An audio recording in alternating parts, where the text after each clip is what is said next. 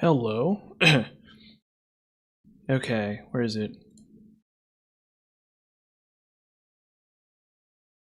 Sorry, I need to finish setting it up. Where is it? There it is. Yeah, on Monday there was no stream because I did a tournament event and then I saw a movie in the afternoon. Why is my chat overlay working?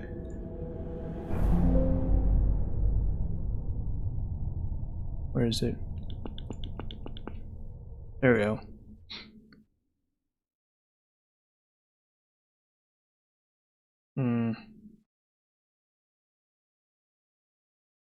Stream even working?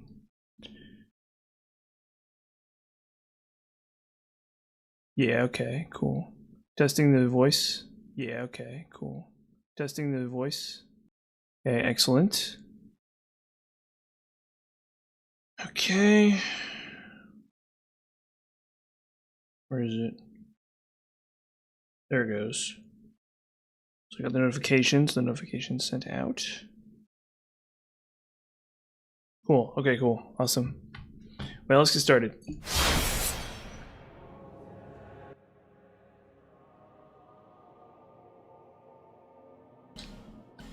Yeah, so there's no stream yesterday because I was in a part of a Dark Souls event. And so hopefully the video will come out later. Maybe I'll get tagged in it or something. And it was pretty fun. It was actually really fun. We played some Dark Souls 3. We lost. We absolutely lost. And it really came down to our mechanics. We could have won if we had just had better mechanics. Me and my partner for the tournament.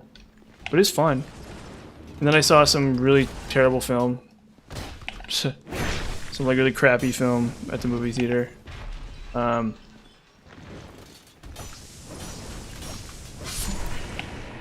It wasn't like the worst thing ever, but it was pretty bad.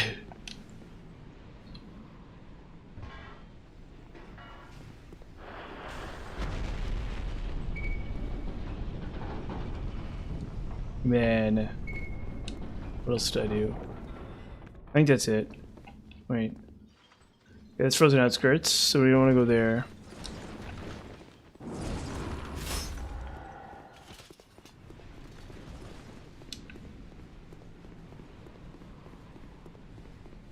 It was nice. Got some popcorn.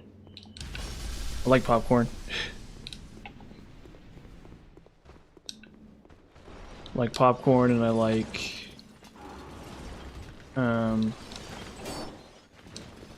I don't know. I didn't get any candy or nothing like that. I don't eat candy. It was pretty okay. It was pretty alright. It was like Orwell 2 + 2 = 5. And it was like partially, it was real cheap. It was real cheap. Real dirt cheap. Like, it was maybe like the cheapest movie I've ever seen in my whole life or something. Where it's like, it's basically just a bunch of like newsreel footage. And then like a narrator like talking about the life of Orwell. It's just kind of bad. Honestly. I'm probably just not the target audience for it, to be quite honest with you. Oop.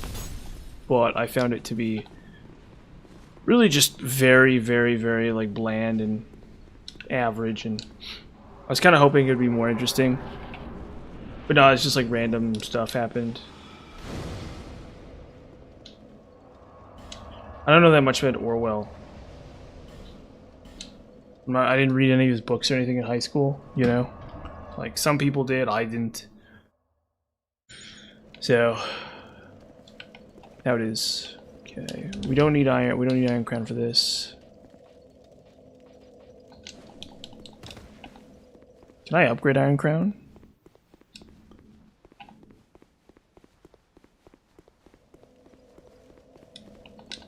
Let's actually check on that real fast.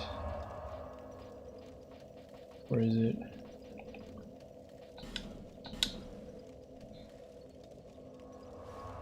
But I mean, other than that, it was okay. It wasn't like the worst movie I've ever seen in my whole life.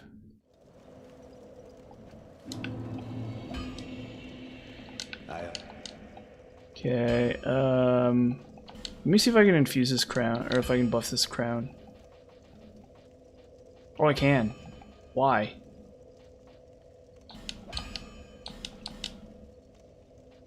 It's so weird. Huh. So I need more Twinkling Titanite. So I just need more stupid Twinkling Titanite.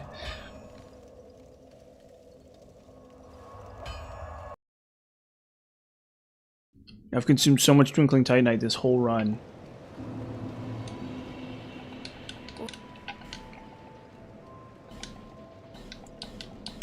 Grab 2 of those. Already got all the Dark Knight stones. Sure. We'll get some chunks too. Why not? I'm probably not going to use them for anything, but whatever. Maybe I will actually. Yeah, we gotta find Ava. Ava is watching. But then came the Ivory King. Actually, we're gonna listen to that NPC. I want to listen to that NPC actually. Okay, tune spells, fire weapon. Ava's weak to fire. And thrust, apparently. This is like a really good setup.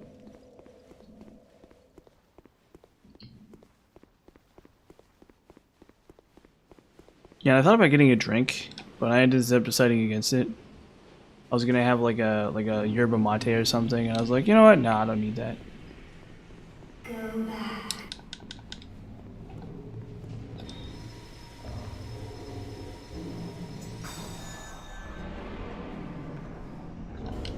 There we go, Pyromancy Flame.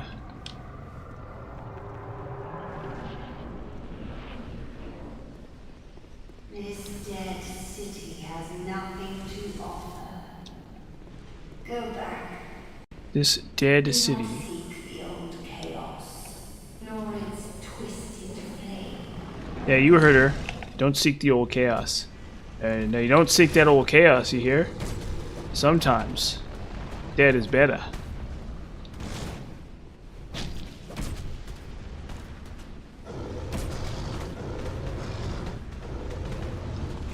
Anyone like that reference?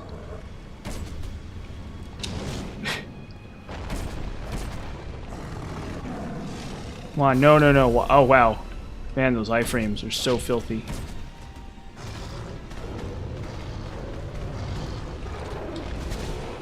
Hey, what's going on, man? How you doing? Oh, shoot.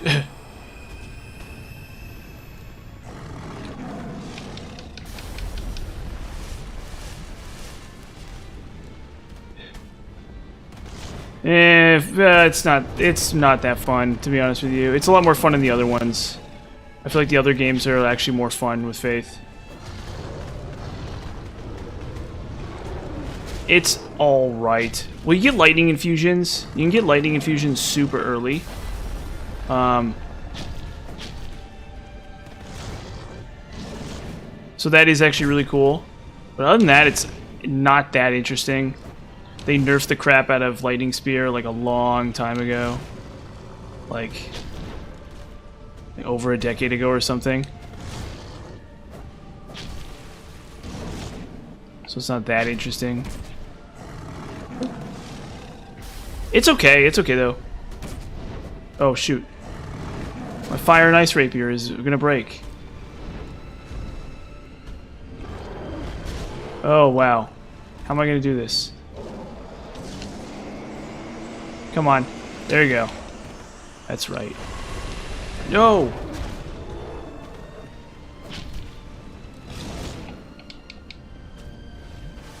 Oh, come on. Yeah, I know. I mean, you can. No, I'm really dumb. Yeah, that's a pretty gimmicky spell. It's okay, I think. I can't remember what it even does. I messed with it, though. Yeah, no, if my stupid sword hadn't broken, my concentration wouldn't have been broken, and then I probably would have killed the boss. Or something, I don't know. Okay, hold up. We need to equip the Iron Crown. I'm not going to do this anymore where I don't have the Iron Crown on. I need this Iron Crown. That's the real magic. That's where the real magic happens, is the Iron Crown. Because then what I can do is the boss shows up, and I just say lol. And I just, like, denial twice in a fight or something.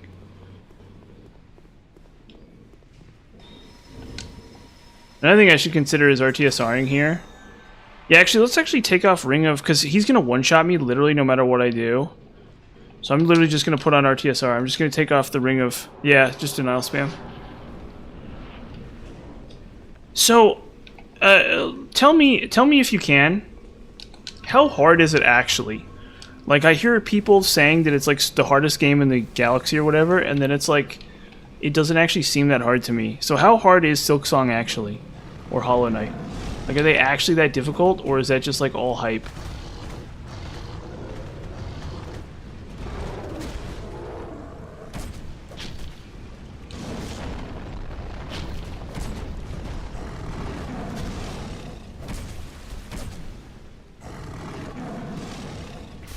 Oh, come on.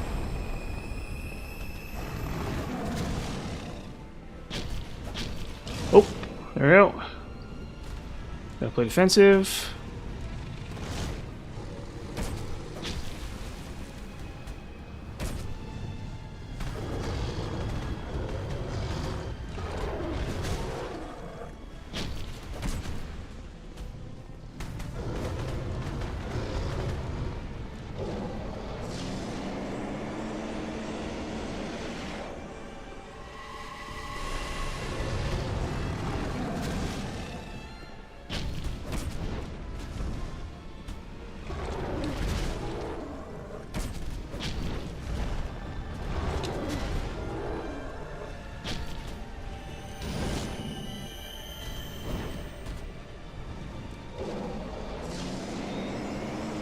Come on. No, no, no, no, no. Well, there goes that. Okay. I had my window and I botched, I think. Oh, shoot. Ah, okay. We'll try it again.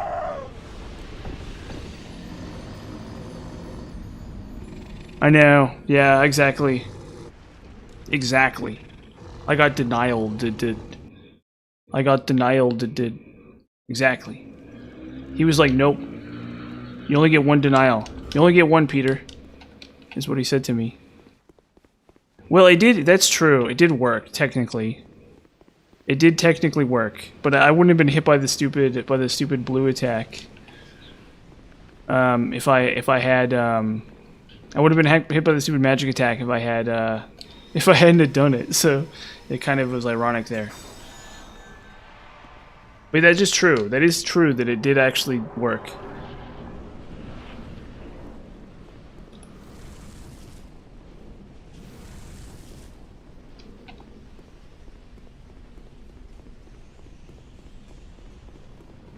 Okay, you dumb cat. You're going to the vet. We're gonna get you a shot at the vet. The cat doctors will see you now. Oh.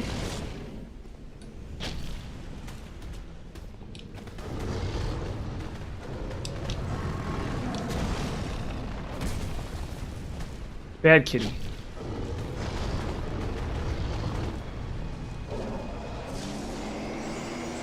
He's stealing my muffin. He's trying to steal my muffin.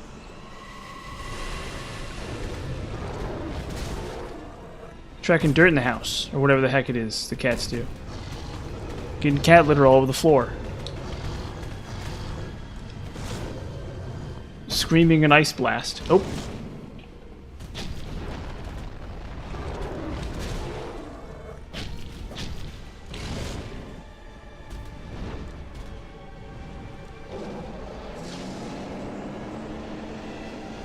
Yeah, those big dirty iframes. Yeah, exactly.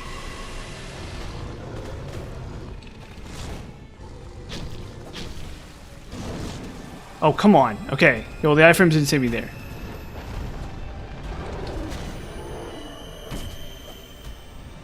Oh, no, no, no. Ah! I got greedy. I thought I could attack him one more time. I need to, like, lock in. I need to, like, lock in super hardcore. Yeah, so I didn't stream yesterday because I actually was part of a Dark Souls event. I said this at the beginning of the stream. I don't know if anybody heard it, but I didn't stream yesterday because I was part of a Dark Souls event. And it was actually really fun. And then I went and saw a movie. I saw this, like, Orwell movie. This, like, George Orwell movie. It was, like, really, really weird. Whatever. Look, I'm just gonna do this instead. Actually, I'm gonna do this. We're gonna do this. We're gonna put on the fire clutch ring. We're just gonna go. We're just gonna try to survive an attack, I think.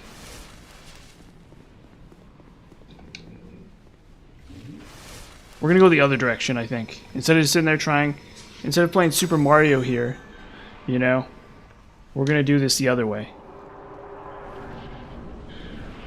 Well, because I don't want to run out of them when I'm on high cycles.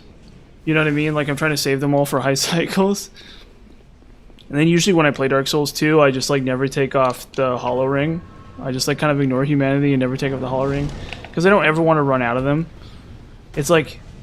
It's a kind of a force of habit, I guess, from my first time playthrough. Where, you know, if you run out of them for Dark Lurker, you just can't fight Dark Lurker. You know what I mean?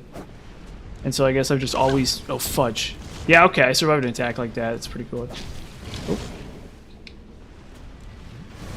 Ah! There goes my denial.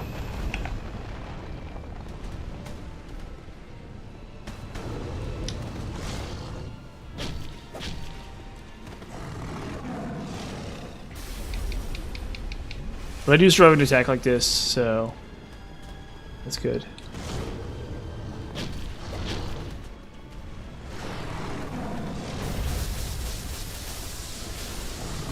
Oh, he just goes straight into another attack. Come on. No. No. I don't know. That's a great question. I really liked Humanity in DS1 too. They wanted it to be more like Demon Souls, I guess. They were just like, we love Demon Souls. It's our favorite game ever. We love how much it sucks. Or I actually love Demon Souls. I'm just kidding when I say that, but you know what I mean. So they're like, Miyazaki's like, remember how Demon Souls sucked and everybody hated it? I know. I'm just like doing bad. I just need to fix it. Just lock in. Just lock right in. I need to just lock right in. Just like double down and like lock in is what I got to do. Lock in, lock in. Gotta just lock right in. Just lock that shit right in. It is really good. It is very, very, very good. I love Demon Souls. I absolutely adore Demon Souls. It is incredible. It's a very, very, very good video game. I'm a big Demon Souls fan, actually. But anyway, so they were like, so Miyazaki's like, you know, Demon Souls and how it sucked really bad and everybody hated it. Well, let's do that in DS2, and so it's really annoying. And that's what they said. That's what they were saying the whole time they were doing it. They were like, we want to make sure this game sucks and is awful, and so we're going to do ourselves a favor, and we're going to make human effigies really annoying. And we're going to make the level design really annoying too, so everybody hates it.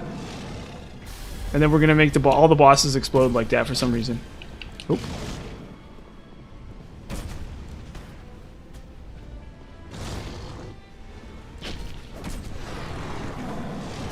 Supposedly there's a safe spot on him for that attack, but some guy was saying it.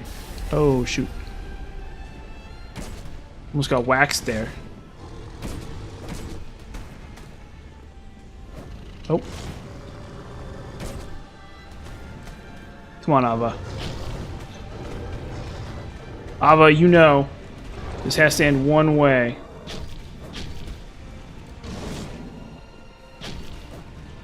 Okay, you're a bad kitty. You gotta go to the vet, kitty. Oh, shoot.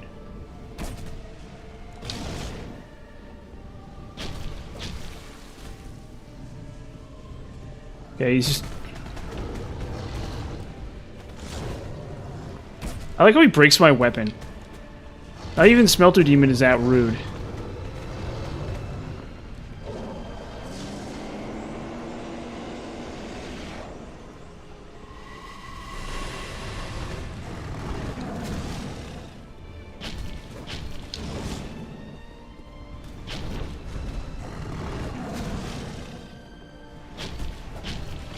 Oop.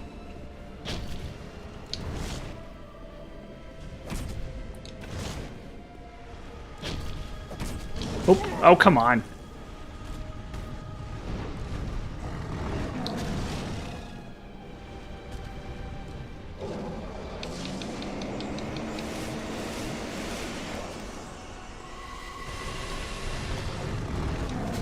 That attack hits me, it just one-shot me. Fudge! There we go, okay, cool. We did it. We did it, Reddit. Oh, we solved the murder of the missing baby or whatever. What's the name of that really famous... God, I know, it's a really dark topic, huh? There's a famous... The kid who was held for ransom and they never figured out who did it. Yeah. It's a great game. Yeah, thank you. Thank you.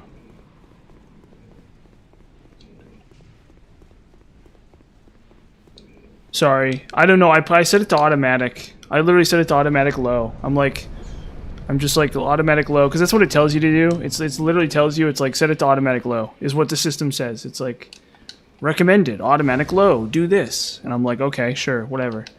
And so I set it to automatic low, and so you shouldn't really get very many ads. You should get one. I think it's every 30 minutes or something.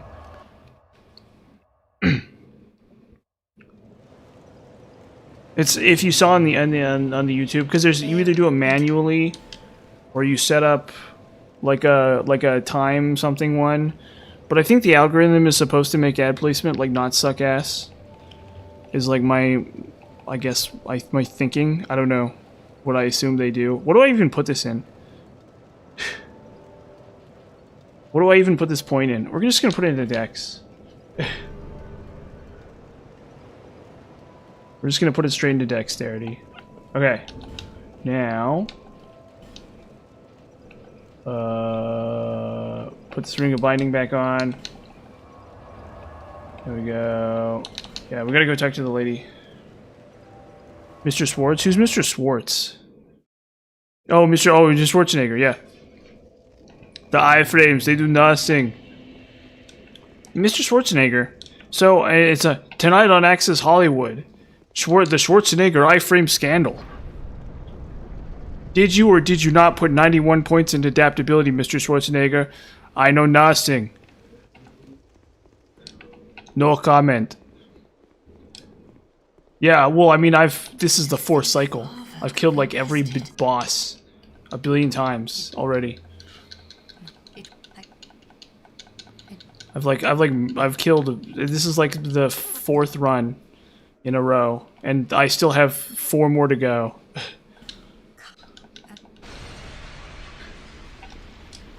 It's gonna be, yeah. My agility is very naturally high. Mr. Schwarzenegger, can you address the allegations that you regularly put points into adaptability, and in fact your adaptability is like 90? You have an adaptability of 91. I don't know where you're hearing this from. Yep. My adaptability is totally natural. That's why I have 17 iframes. But Mr. Schwarzenegger, a man of your age and size shouldn't have iframes. Shouldn't have that many iframes. No comment. This interview is over. And then he ninja flips across the studio, and ignores all the attacks or whatever that the zombies are doing or whatever. Well, I'd be doing, yeah, probably. I mean, I might be doing faith, and I might be doing faith just so I could denial more. Actually, if these fats are real. Although it'd be pretty cool to like almost get crushed by like a bus and then just like ignore it because you have like 1,000,000 at ADP. So that's a good point.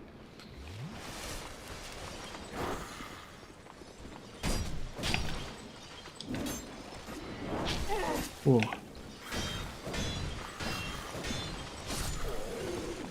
Honestly, I'd love to like have to like, you know, be like a cancer patient in my 90s or whatever, and then like at the moment I'm about to die, I just like I take like the final tick of damage from my cancer, and then I just denial my denial procs, and then I drink like a bunch of Estus, and then I live for another 90 years. I think that would be pretty cool too. To be honest, I think that would be really, really, really cool. So I have to give Faith that, and then your denial would last longer, and then you just equip like you just wear like a dumb iron crown everywhere you go, like you're at the grocery store and people are like, hey, what's up with the crown? Oh shoot. And I'd be like, it makes my, it causes my denial to reset every, you know, every like 2 minutes or whatever, so I can cast more denials. I can tell people, I'd be like, yep, I'm living in denial. And then I get like crushed to death by like a giant, by like a tractor or something, and then I just like get up. I'm like, lol, denial. The Grim Reaper comes up to me and he's like, hey, I know you've cheated death like a whole bunch of times, dude, but at some point you gotta meet up. And then like a giant tiger will appear out of nowhere and just like stab me to death. Yeah, well, I have my cool, sexy crown. Yeah, I have my cool, sexy fedora that everybody loves. My awesome fedora that I love to wear. That resets all my spells every like 2 minutes or whatever. My badass fedora. And my like, my evil miracle that prevents me, that causes me to live in a perpetual state of undeath. Really cool stuff, definitely. Yeah. And this is what I dress like too. I'm wearing hay. For some reason I have my hat, my shirt has like a bunch of hay and bones on it for some reason. And I have like business suit pants on for some reason.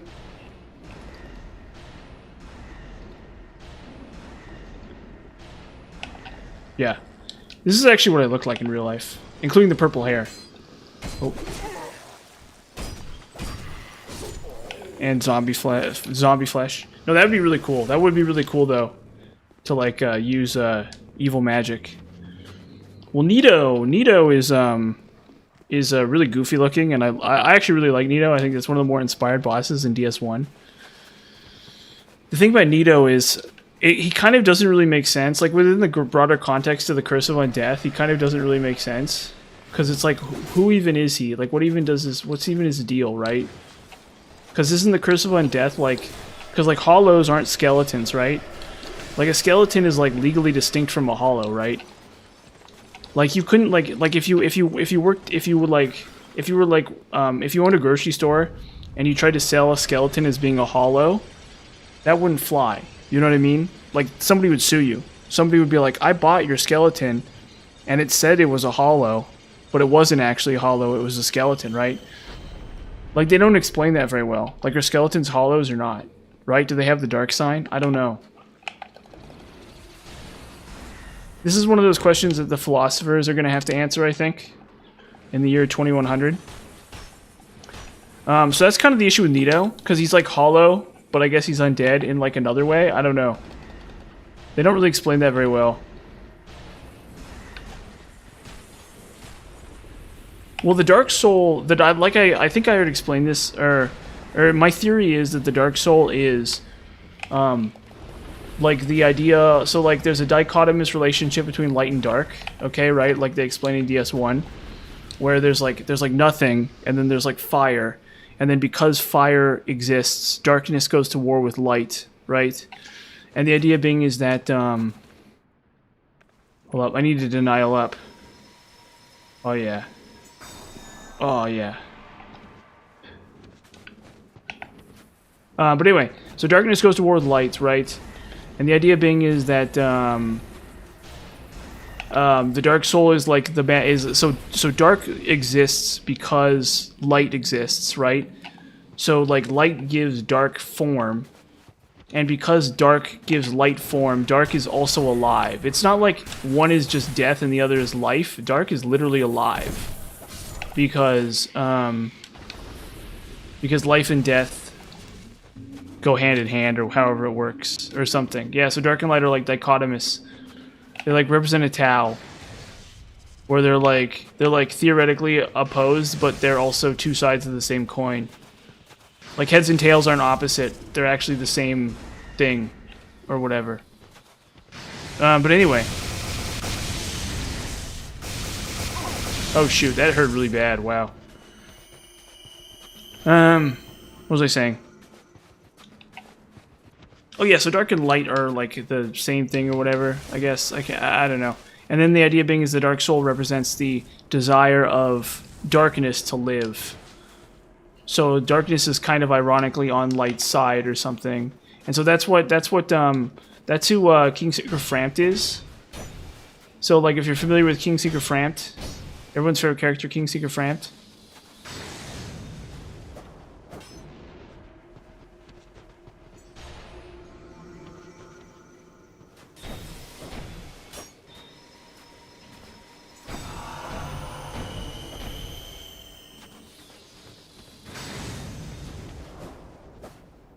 Oof. That lock-on really goofed me there.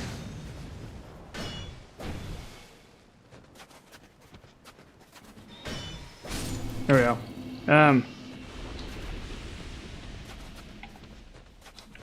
Yeah, but anyway, so the idea being is that, so Kingseeker Frampt has the Dark Soul, I guess, because it's the manifestation of Dark's desire to survive, or something, right?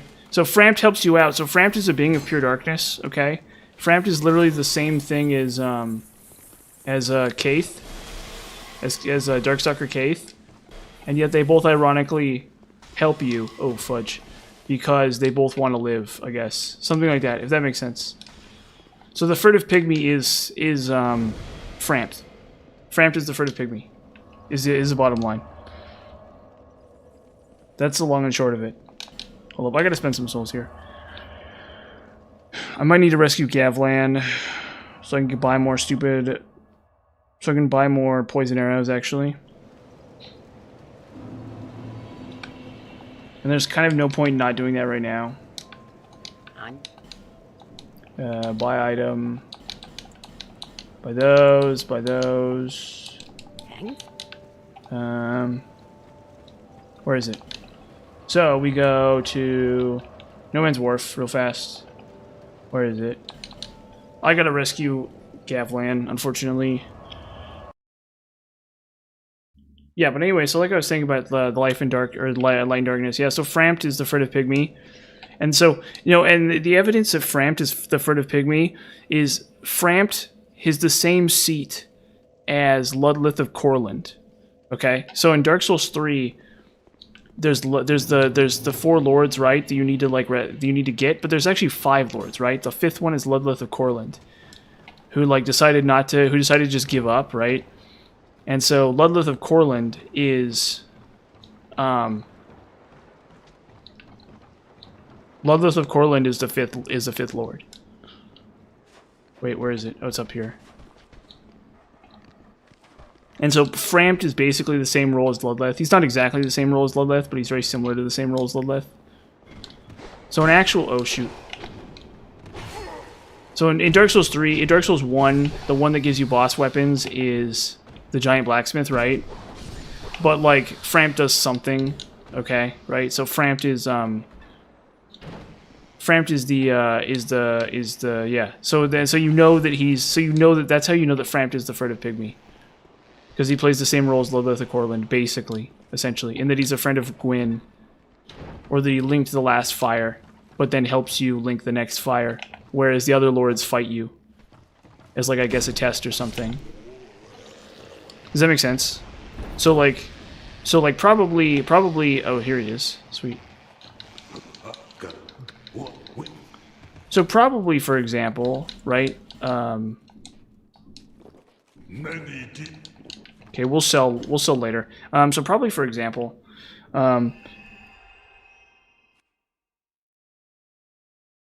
guys like Nito and Seath and Yorm and stuff, they don't really hate you.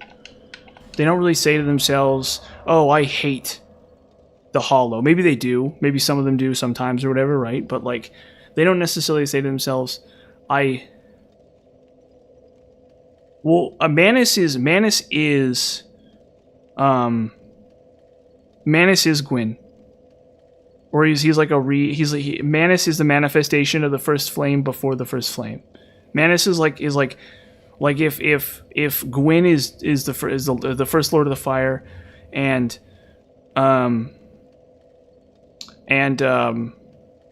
Aldia is the second Lord of the Fire, and the Soul of Cinder is like the third Lord of the Fire, whatever. Manus is like Lord of the Fire 0. Manus is supposed to be symbolic of the idea that the cycle begins before it even begins. If that makes sense. I don't know if that makes sense. Manus is like symbolic of the... Because Ulasil exists in the past. So there's nothing before Dark Souls 1, technically, right? It's the first in the series, and yet somehow Ulasil exists in the past. It's like, why? How does Ulasil exist in the past? Does Ulasil exist at the same time as the main story is going on? I don't think so. I think that Ulasil represents like the 0 point in the story. Ulasil is supposed to be symbolic of the idea that that the story, because no, and we know Ulasil. Well, no, but I guess Ulasil takes. Yeah, it's weird. Ulasil is really weird. Ulasil, like the timeline doesn't really make any sense. It's more like a wheel or something. And then technically, Demon Souls. I think Demon Souls connects to Dark Souls 1. Okay, so I think that the entire story of Dark Souls is another one of the Old One's dreams, basically, just in a different form. Like the idea being is in Demon Souls, the old one's dream is the cause of the. Where am I going? Oh, we're going to Harvest Valley. We're going to Harvest Valley. Where is it? So the old one's dream, or no, that's Earthen Peak. The old one's dream is supposed to be, the old one's dream is like the same thing as like the Dark Souls story, if that makes sense. But I guess I don't know, maybe Manus is... I think the problem with Manus being the furtive pygmy is it doesn't explain... I think the furtive pygmy makes much more sense as being Ludleth of Courland. Is like my evidence that it's the furtive pygmy.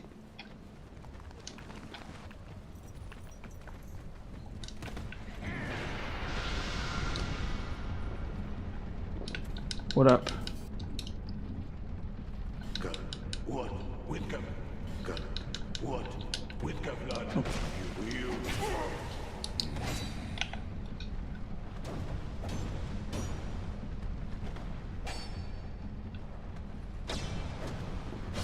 Okay. So yeah, it's the old one's dream or whatever, right?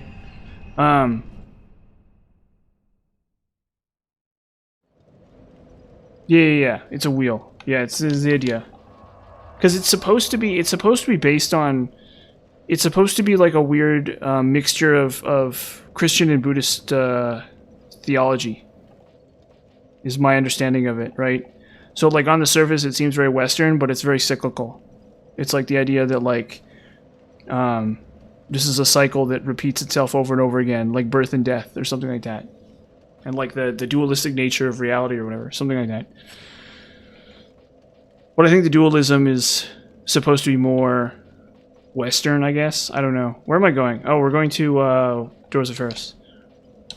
But anyway. I don't understand the Manus being the furtive pygmy theory, to be honest with you. And I've heard that theory before. I'm like familiar with that theory as like a concept, but I don't understand it, to be very honest.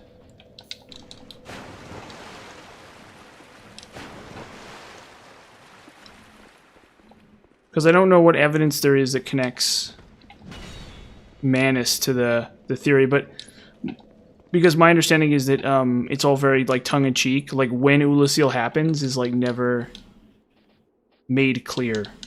It like there we go. I needed that. Okay, now we go. Well, we gotta do the whole dumb thing. Wait a minute. Yeah. We still have to kill Aldia too. I still haven't killed Aldia.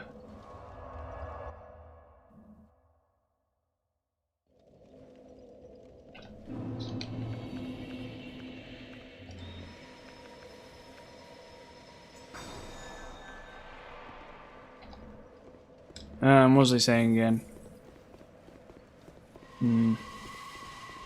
Oh yeah, Aldia or whatever. Or no. Aldia I think is the most interesting. It's probably the most interesting character in the series. But yeah, maybe I'll look more into that, but like, I don't see how Manus makes sense as the furtive pygmy, to be honest. Well, the funny thing about the Four Lords is they remind me of the Ring Race. Like, the idea being is that they're servants of Gwyn who fell to the abyss. They're servants of Gwyn who fell to the abyss in,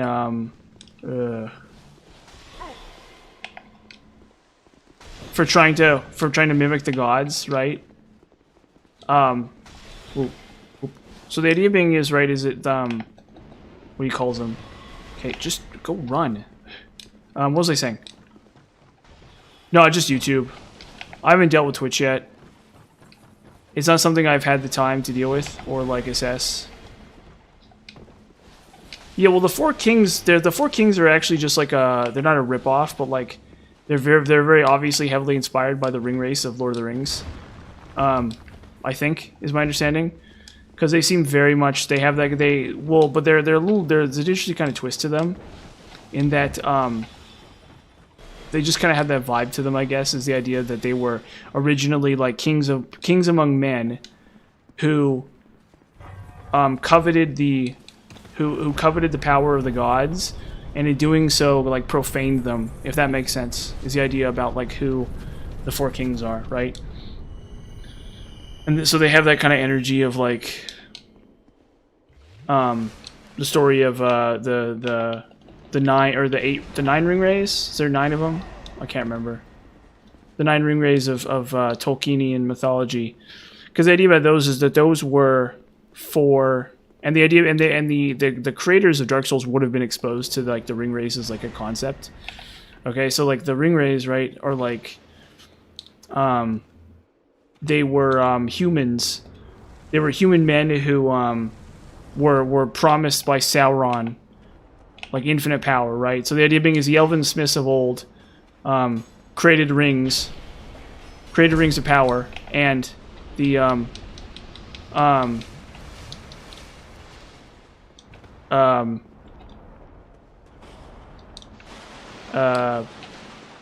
the elven smiths of old created rings of power, and Sauron. I'm not a Tolkien lore master, by the way, so if somebody knows Tolkien lore better than me, so there's probably people who know Tolkien lore better than me, but the general premise here is that Sauron saw the art of ring making that the elves had perfected, and he coveted it, right? And so he made the rings, and then he tempted the leaders among men, dwarves, and elves with those rings, right? So he went to the leader of the... So he went to 9 great human kings and gave them rings of power, and he went to 7 great dwarven kings and gave them rings of power to tempt them and bind them to his will. Was like part of the deal, I guess. And then the elven rings, I guess, were made before Sauron. So I think the elven rings were made before Sauron, but Sauron somehow has power over the elven rings too. Okay, so the elven rings were made by some elven ringmaster, and then the 7 dwarven rings and the 9 human rings were made by Sauron to bind those people under his will. And in doing so, he like turned them evil, basically. And so the 4 kings, presumably, the premise of them is that they were 4 human kings who were who coveted who desired to be gods, right? So the idea is in Dark Souls lore, if I'm not mistaking it, humans serve the gods, right? So Gwyn and his posse, right, are the gods, and the humans serve the gods, okay? And so the 7 human kings were supposed to, or the 4 human kings were supposed to serve the gods, but inevitably they grew jealous of the gods' longevity and power, and so they fell to the words of Kaith, to the Darkstalker Kaith. And so that's why the 4 kings aren't brought up in the intro, is because they I don't know, they just weren't brought up in the intro, I guess, for the game. And but it's supposed to mirror conceptually the plot of Lord of the Rings, with obviously the twist that they fell to the abyss. Right, so they attempted to build their own version of New Londo, or of Londo. That's what the New Londo ruins are, right? They wanted their own version of Anor Londo, but they could never match the splendor of Anor Londo, no matter how hard they tried. And they're succumbing to the void, right? And so, as we saw in Ulasil, the void seeks to consume everything it touches, right? And so the gods or whatever bade that, or like had the New Londo ruins flooded, right? Is I guess the idea. And then so the dark rays, so the 4 kings and their dark ray servants were all plunged into the abyss.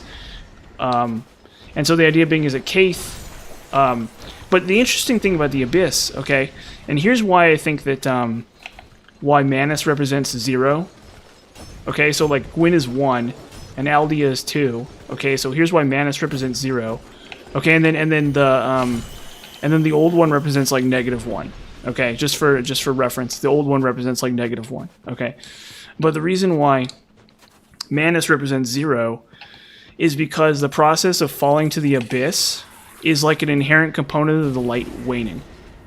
Okay, so like the gods. Okay, right. That's why Anor Londo has the fake light. Is because the gods know that the light is waning, and so they manufacture a fake light. Okay, but the abyss itself is not. You can't cover up the abyss because the abyss is symbolic of the lights of the ending of the cycle. Right. So the gods are in fact, ironically, kind of arrogant in their desire to keep the light, the vigil of light eternal, when it's symbolic of when it's a natural process. Right. So Manus represents 0. He represents like a reduction, like a fundamental reduction of the process. Okay, so he is Gwyn. That's how he is Gwyn, right? You're like, oh, well, isn't he more similar to the Four Kings? No, he's actually more similar to Gwyn because that's just a reduction of the process, right? Like Gwyn is falling to the abyss, whether Gwyn likes to admit it or not, or whether or not they say that. The abyss's arise is manifest in the curse itself, if that makes sense. They're the same thing. It's just like a different manifestation of the same outcome. So Manus is like, wait a minute. So Ulasil is Manus, I guess. I don't know. That part I don't fully understand. But the idea being is that Ulasil brings about the age of Ulasil, right? And then Ulasil falls to the abyss at the words of Kaith, who is darkness, and then becomes Manus. And then in killing Manus and freeing Ulasil, it is shown that Ulasil could not accept the end of the cycle, right? The cycle begins and it wanes and it ends, and Ulasil could not accept that, right? Ulasil wanted a perfect golden age that lasted forever, but that's not how it works, because the cycle has to like end and begin again. What was I saying? Yeah, so Ulasil is Manus, and so the events of Ulasil take place before the events of Dark Souls 1, ironically, even though Goff is there. So what does Goff have to do with any of this? I don't know. Goff, I guess, is aware that there's a cycle, there's an infinite cycle, and time doesn't make any sense. Where are we going? Lower Garrison. So we go through the door and then back up the lift, and then we need to grab the key. And once we get the key, I guess we could do Frozen Outskirts now. I don't want to. I don't want to do Frozen Outskirts. I'm like Peter Griffin in like a Family Guy Funny Moments compilation, where it's like Peter, where it's like Lois is like, Peter, eat your cabbage or whatever. He's like, no, I don't wanna. I want McDonald's. I'm like that. That's me. I don't want to go to Frozen Outskirts. I want a Happy Meal. And then Lois is like, Peter. Nuh-uh. Kevin's mom lets him eat Happy Meals or whatever. Oh. Oh, God. I want to watch SpongeBob. Oh, the bit is I want to watch SpongeBob. There actually is a bit like that, and it's I want to watch SpongeBob, and Meg is driving him around.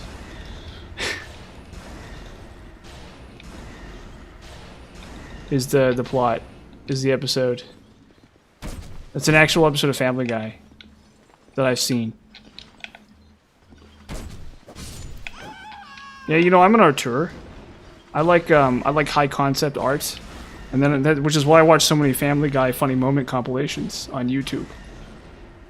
Because I'm an intellectual. That's what intellectuals do.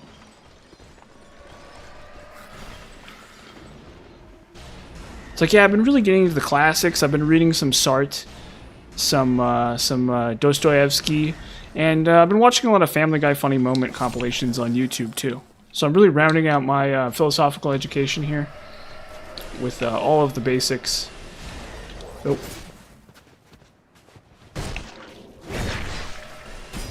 Yeah, and playing Dark Souls 2 as well. What was I saying again? Oh yeah, so That's my theory for Manus. I know there's other theories for Manus, but I don't see how they make sense, to be honest with you. So if there are other theories of Manus, I don't understand them.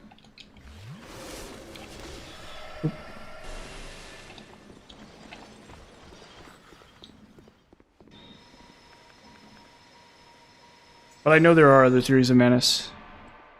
That's just my... what's it called? Let's see, wait a minute. Am I forgetting something? Manus.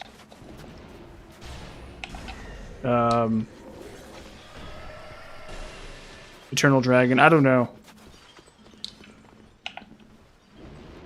Like, what's up with the Eternal Dragon at the bottom of... Oh, the Eternal Dragon is the old one. No, that's what it is. The Eternal Dragon is the heart of the old one. That's what that means. The Eternal Dragon is supposed to be the old one. So, and my theory for how that makes sense is that, first off, the Eternal Dragon sits at the bottom of...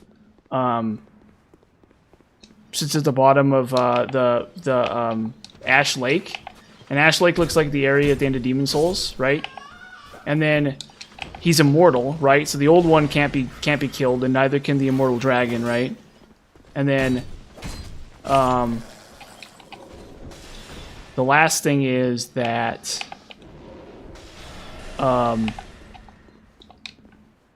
like, I guess, yeah, so it's like a remanifestation of the old one is the idea. So it is the Eternal Dragon. Oop. But then they talk about how... So I guess maybe Gwyn put the old one to sleep? Or so Gwyn, the fire awakens. So the cycle of Demon Souls ends, and they put the old one back to sleep. And then the old one wakes up, and Gwyn defeats the old one, and then creates the Age of Fire. And then the Age of Fire wanes as the old one reawakens, or something like that. I don't know. Try to keep it as simple as I can, like, internally. As far as, like, the internal plot is concerned. And so usually, like, when I hear theories that are like, there's, like, countless ages of fire, I usually don't like those. Not because I think they're untrue, but because I think it makes just as much sense to point out that any Age of Fire could go into any Age of Fire, right? So, because that's what Dark Souls 3 implies, is that there's an infinite number of Ages of Fire stretching from beginning to end. Right, and that it all kind of coalesces in the Dreadkeep, which is basically them all kind of crashed together. And honestly, if there's one thing I would have done with the Dreadkeep if I had been in charge of Dark Souls 3, is I would have had a Demon Souls callback at the Dreadkeep. But I think there isn't one. I would have had like a very specific like Demon Souls callback in the Dreadkeep if I had been in charge of Dark Souls 3. I do like the Desert Sorceress set. That is really cool. That really is really awesome. That's in Dark Souls 3 too. I love that set.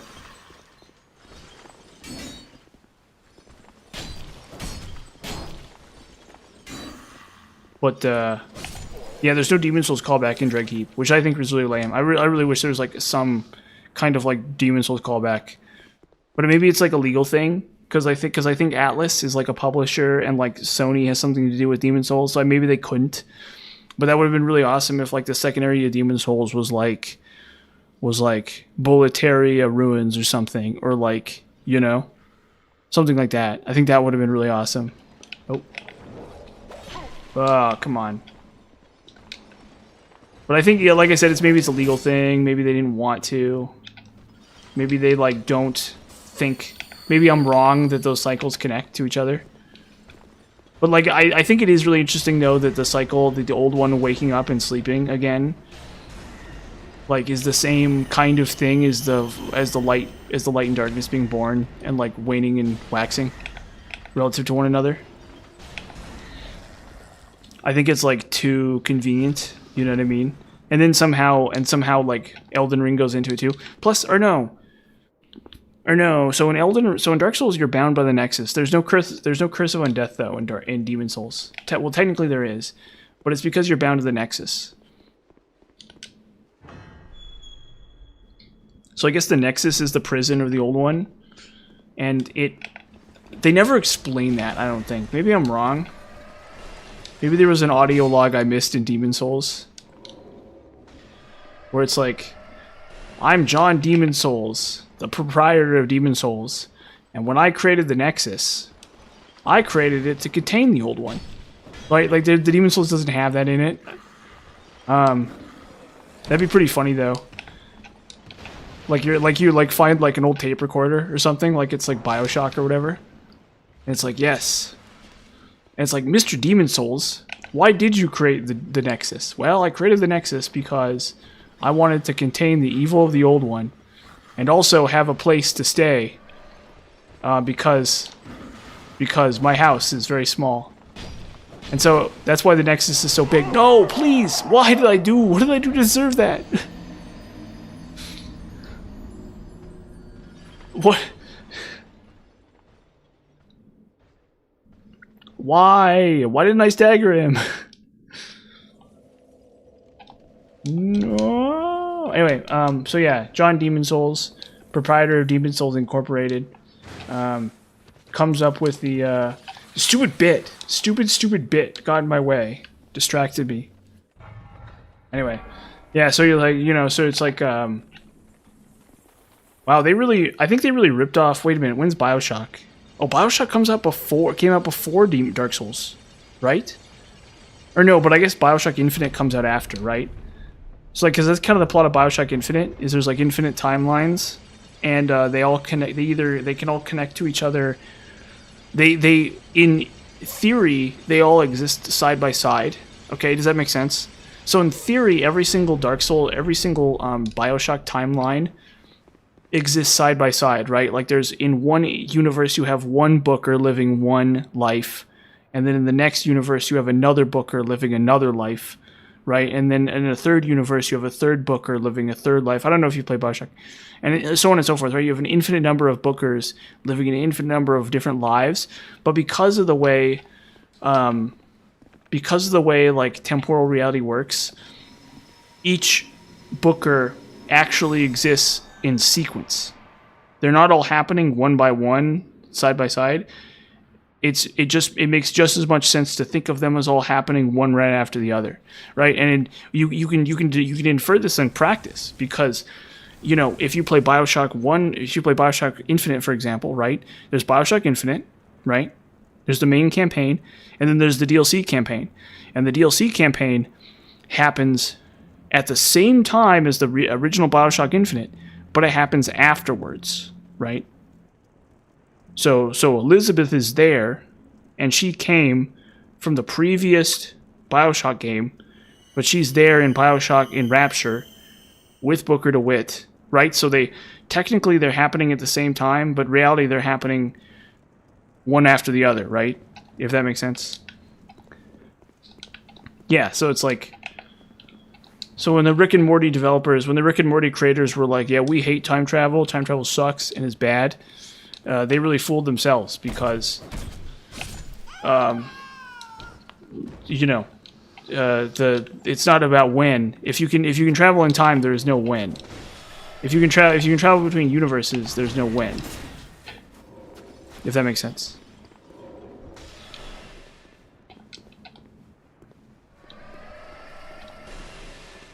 And so it's like the irony is like a multiverse story is basically a time travel story, essentially. Because if you wait long enough, because there's, I don't know, whatever. Maybe I'm talking out of my pay grade here about this, but that's my general understanding. It's my understanding of the situation.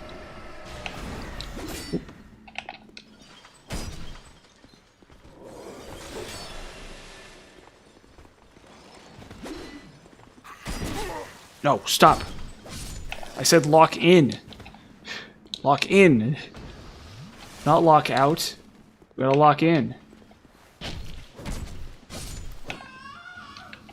Dude, there's actually that Rick and Morty time travel episode is actually really good. No, that Rick and Morty time travel episode is actually a really great example of this. Because there's a Rick and Morty time travel episode where the timeline splits into two separate universes at once, and Rick can't fix it or something because they get desynchronized. The two universes get desynchronized. So like Morty makes one choice in one universe and another choice in another universe, and so the universes get desynchronized. And one Rick and so the joke at the end is that one Rick prays to God and the other Rick fixes it. And then the Rick that prayed to God was like, well, he said he was like, he, yeah, I thought that was really funny. I thought that was really, really, really funny. So there's actually a really good episode of Rick and Morty about that. About like time travel. But it's ironic because it like owns their whole multiverse thing at like the same time. It's like, how is that different from a multiverse? Like, that's exactly the same thing as a multiverse. Oop. But anyway, what was I saying again? Anyway, we'll get this key. We'll get this dumb key. After we fight through this terrible, terrible DLC, and it's awful evil.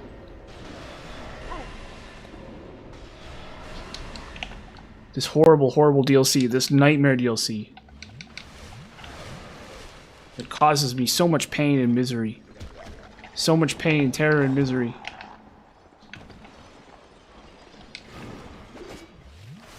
It's like the bones on my shirt are like tired. You know, yeah, see, that's what they don't show you on this, is that actually the bones on my t-shirt are the ones doing all the work. So yeah, when those get tired, whew, let me tell you, those big, huge bones on my t-shirt.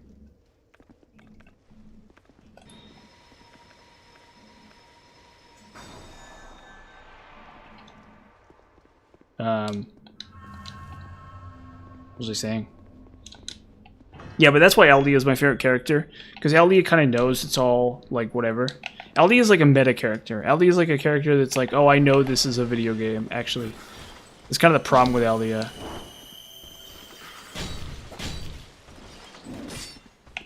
I am Aldia. Although Aldia is kind of weird in some ways, because he like... No, that's the real problem with Aldia as like a character, is he's actually too meta. He's like legitimately too meta. He's like, love is an illusion. It's like, what are you talking about? There's no love anywhere. There's just giant skeleton men, like, all over the place. There's no... am I getting married to the Emerald Herald? Like, is that what's going on, or are we just going around fighting icy skeleton men? It's like, I don't even know. Dude, I'm in favor of that though. I could stand getting married to the Emerald Herald. That would actually be pretty based. That's what America needs now more than ever. Oh. It's for me to get married to the Emerald Herald.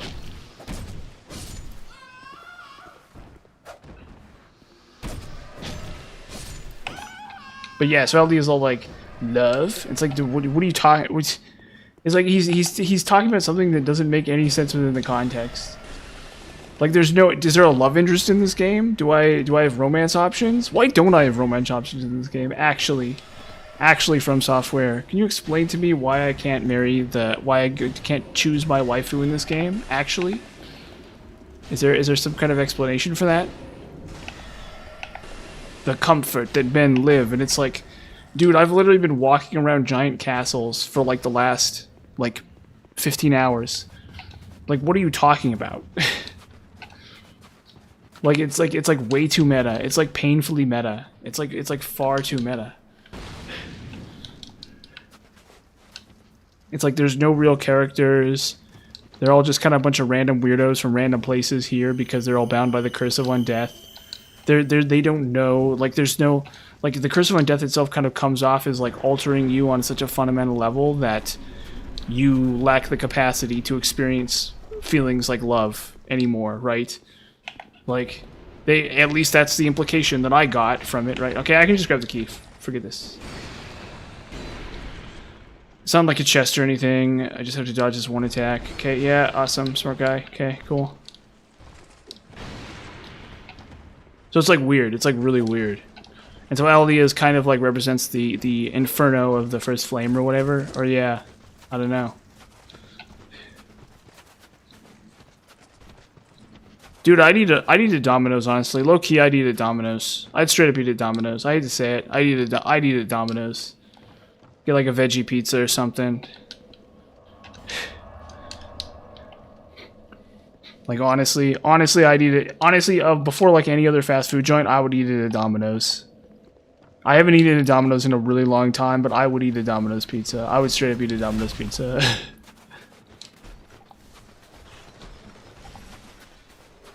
Sorry about the Domino's ads.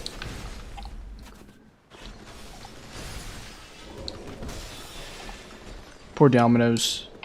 They had that Hatsune Miku thing. Where am I going? Oh yeah, we're going to Frozen Outskirts. Get ready for the worst part of the run. Get ready for literally the worst part of the run. Just full blown out and out the worst part of the run.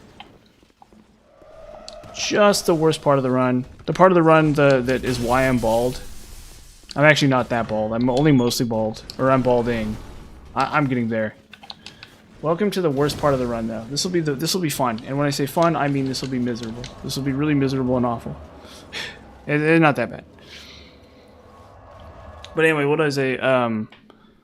So yeah, he's kind of a weirdo. Like, Aldi is a little too meta, like I said, like I was saying.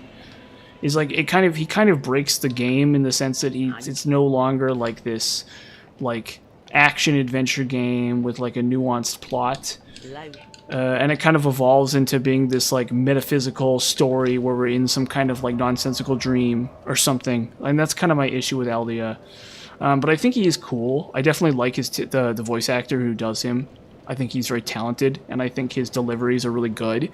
I think he did the best with what he had, but I definitely think he's a character that pops a little bit too much into the realm of like meta questioning about like who we all are as like people or something. I don't know. And then, but I mean, then again, Gwyn says nothing, right? You know, that's kind of Gwyn and the Soul Cinder sort of say nothing. They kind of are what they are, and that's all there is to it. And Nishandra's kind of the same. That's another example of how, by the way, of how what's his face? Oh, I should have gone the other direction. By the way, that's another example of how Manus could be the same as Gwyn. Basically, is because Nishandra is like darkness element, right? And it's like so is Manus, right? And like those are technically both. Nishandra is also technically the linker of the first flame or the second flame or whatever. I don't know. They kind of Aldia kind of ruins it in that respect too, yeah. Where it's like we don't really know whether it's him or Nishandra, and so it's like if it's not Nishandra, then what even is Nishandra?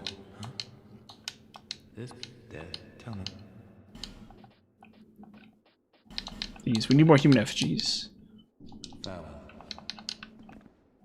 Because I'm going to lose all these souls. These souls are all going straight into the garbage. Because I'm going to lose them all.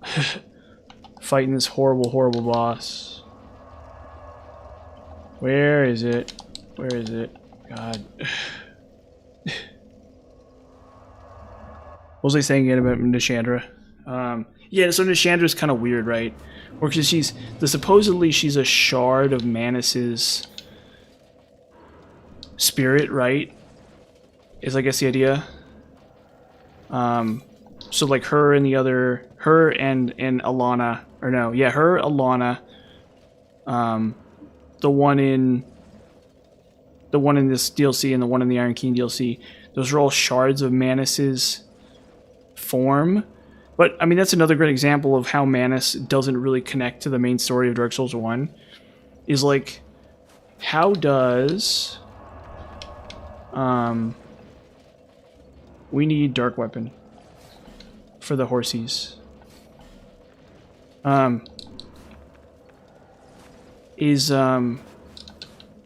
does Manus... Or how do these DLCs connect to the main story? Right, and the irony is they don't, and we know this because, Aldia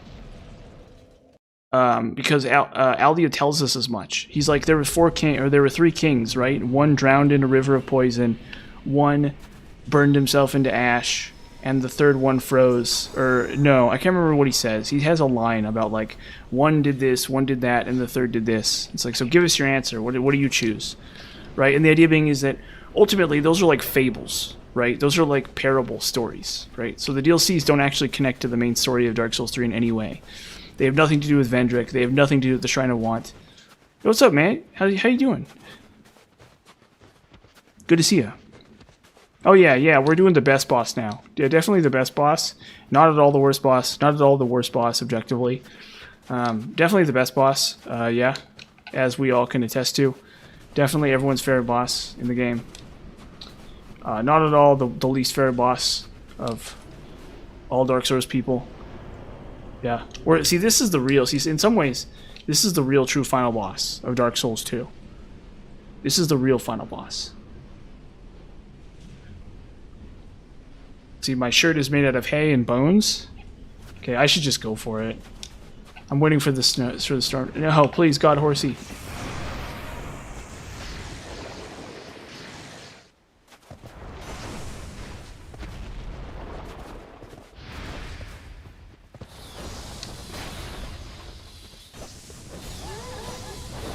There we go. Yeah. See, that's why the horses love me so much, is because my shirt is made out of hay.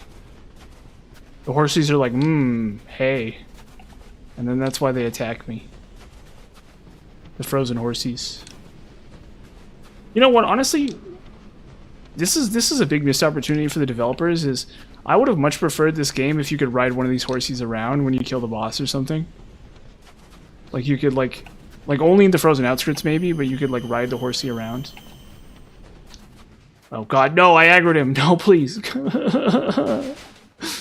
No, please. This is the worst. This is what hell is like. You die and then some guy with an Avalon, some red guy with an Avalon is chasing you around. No, please. No, no, god, no.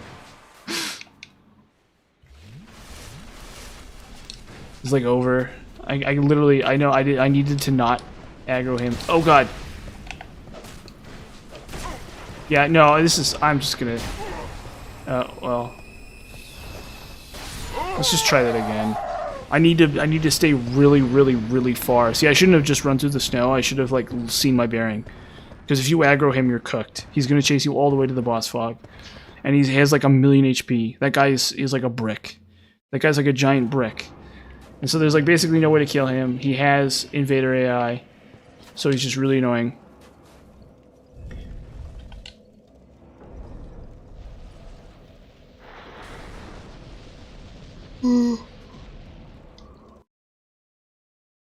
Yeah, so that's like the worst. It's like the worst boss in this DLC.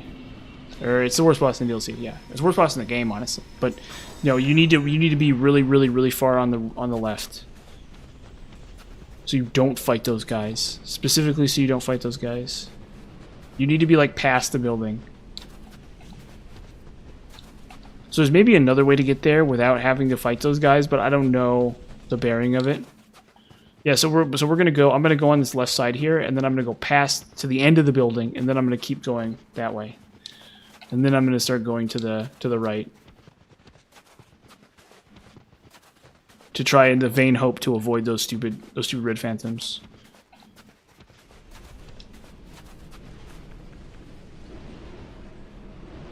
So I should have the lineup here.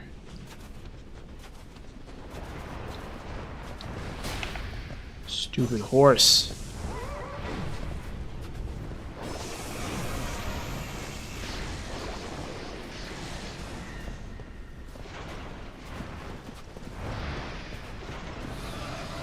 What are you doing? Oh, okay. Yeah, so we want to be really far. We want to be like past this building. We want to be on the left side of this building as we approach it. Stupid frozen outskirts. You can see them pop in. You see the stupid red phantoms pop in. There they are. I will say one nice thing about this area, and that they give you a lot of room to work with. Most of Dark Souls 2 is actually like a series. It's Dark Souls 2 is mostly just like a series of hallways, which is not an insult. But at least this area gives you a little bit of freedom to wheel around. Oop.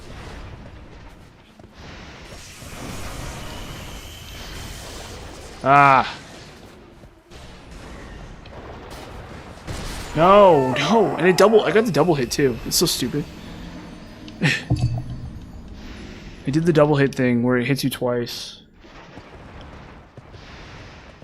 It does. It very much does. Absolutely. It very, very, very much does. I will be very glad to be done with Dark Souls 2 and be playing Demon Souls, to be very honest with you. I really love Demon Souls. Very good game. I will be very, very, very happy to be done with this. Although at the end of +8, I'm gonna have a little bit more content for this because I'm going to. I'm considering doing a guide for killing Ava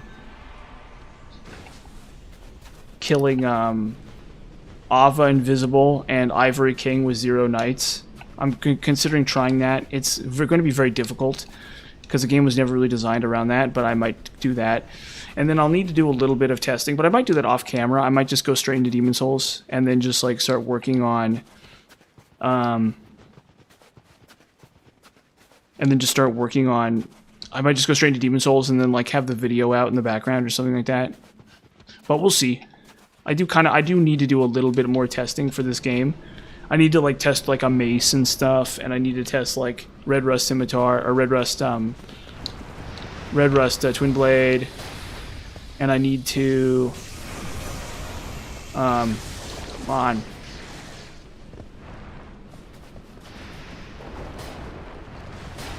And I need to test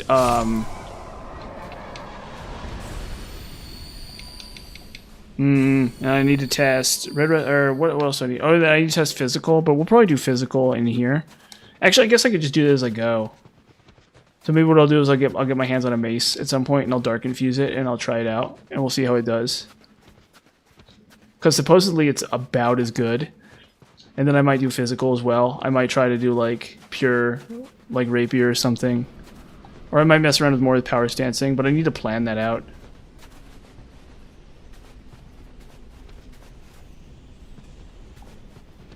Because I need to look at the raw numbers.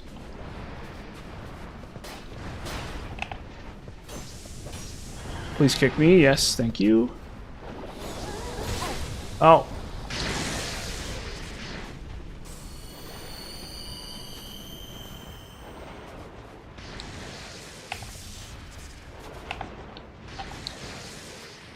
Pulse do like a charge or something. Oh. Oh no, I aggroed him! No! Oh wait, no, that's a hollow. Okay, cool. That doesn't matter. That's a hollow. Okay, thank God. Thank the Lord. It's like, you know what? Sometimes you see something and you're like, you know, that's proof right there. And it's when you don't. It's when you, instead of aggroing the red phantom, you aggro the hollow. It's like, I see the maker's hand in this. Okay, anyway. What was I saying again? Gosh,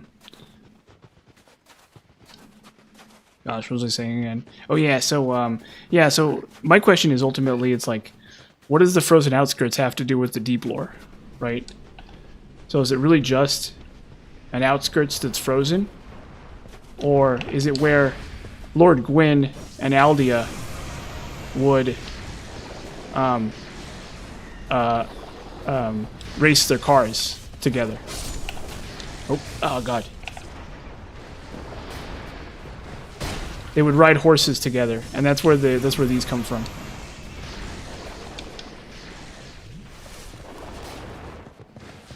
Oh, come on. I got robbed. Or was I... Okay.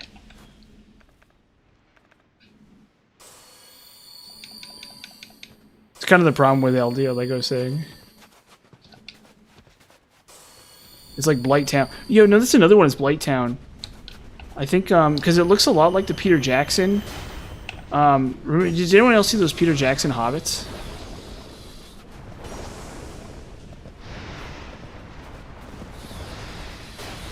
Did anyone else see those Peter Jackson hobbits, right? Remember like the town where the goblins lived or whatever in the Peter Jackson Hobbit? And Oh god, I'm really close to the sun here. Oh god, please. Please lock on. No, you fool. See, I paid the horses off beforehand to not hit me, and it didn't work. I gave them a bunch of money and hay and bones and stuff, or whatever it is they like. Obviously, they like hay and bones because, well, as you can see, my shirt is hay and bones mostly. Okay. Maybe I'll wait so I don't have to fight one more stupid goat or whatever. Actually, let's put on my swords. Where are they? I need both of them because this boss breaks your weapon. Oh. Please don't horsey. Please don't horsey. Please don't horsey. I upgraded my stamina. Please don't horsey. I upgraded my stamina. Please don't horsey. Please don't horsey. Please don't horsey. Please don't horsey. No horsey, please. I'll give you a $10 bill. No, there's gonna be a horsey. Yeah, I goofed it. I goofed it.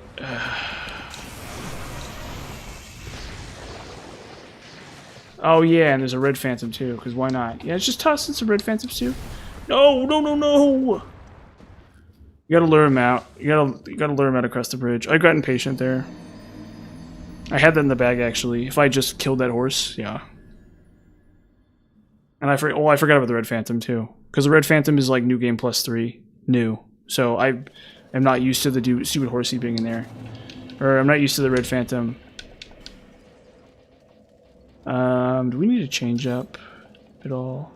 You know what might actually help a lot? Chloranthy. Let's actually do that. I can always swap it back later. I don't really need it for the boss. Yeah, DS2 and Demon Souls feel like a little bit closer, but even then, I think DS2 is by far the weirdest of the bunch. Even then, I'm like, DS2 is the weirdest of the. Definitely, I think it is truly the weirdest of the three, or of all of them. I think it's the most unique out of all of them, definitely. Not even entirely in a bad way, but also not entirely in a good way either. I think it's more complicated than that. I mean, yeah, I hate this game so much. That's why I'm playing it 8 times in a row. It's because I hate it. I hate this game. I hate the Frozen Outskirts, which is why I can't stop playing it.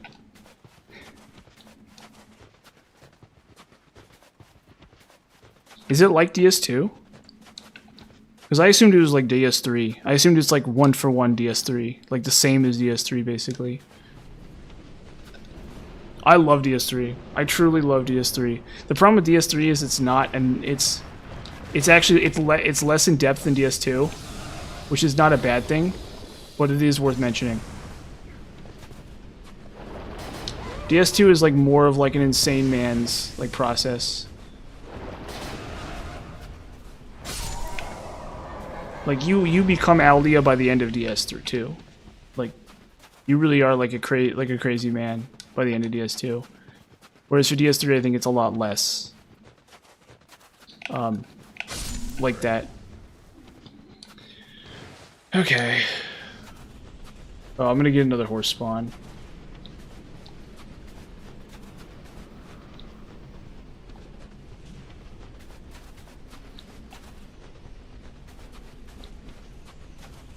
As long as I'm far enough to the left here, it should be fine.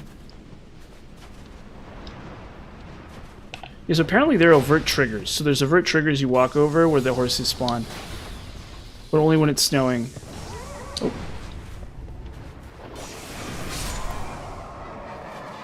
Maybe I should have Chloranthy Ring on all the time, honestly. It's actually kind of goated.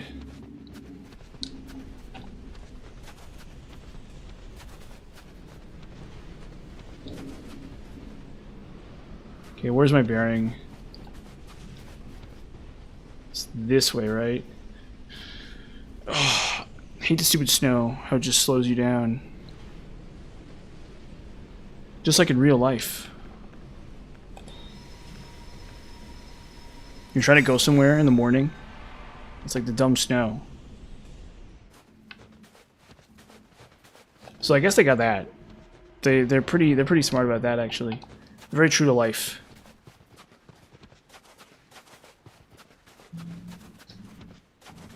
In some ways, I think DS2 is the most realistic Dark Souls game. You know? Like, when I'm walking on the snow in the middle of winter, it's like a horse comes out of nowhere and, like, tries to stab me to death.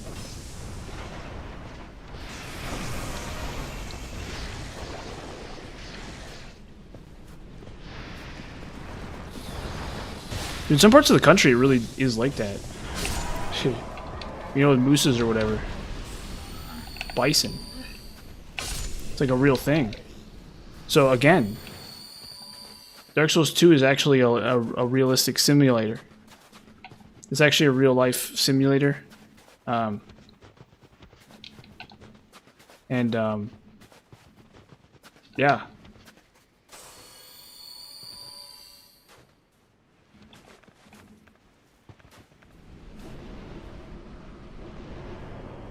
What I don't get is where do I go to level up in real life? That's what I want to know.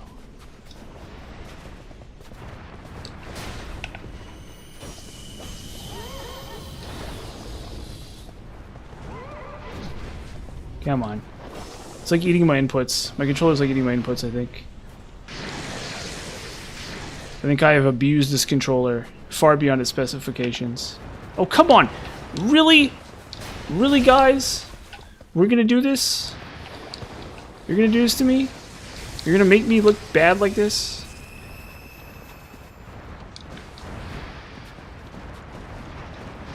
Why don't you just, I don't know. Why don't you just scratch my car? Or whatever.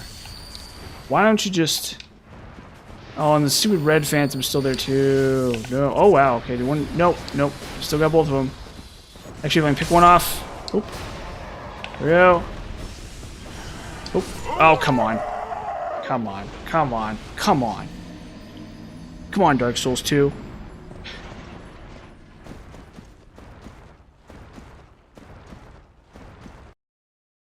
Yeah, awesome. Awesome two-horse fiasco there. Yeah. No, that's fair. That's totally fair. Yeah, don't worry about it. It's totally fair. Totally reasonable and rational that I should get two horses for no reason. Yeah. No. It's fine. It's totally fine, Dark Souls 3. Or Dark Souls 2. Whatever.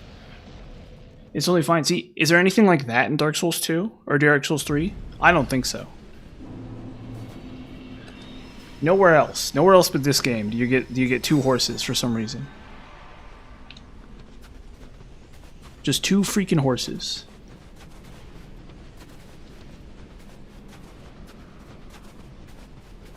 Just two dumb freaking horses. Just two horsies. Just, I don't know. I don't even know what to think. Whatever. We'll rise above. Alright, wait, how's it go again? We'll carry on. I don't know, there's some song that's like that. I don't know. I'm not like a music guy. I didn't go to music school. And I've never heard a song in my life. That's not true. I'm sorry. I you know what? I tell tall tales. That's just not true. I have heard a song in my life.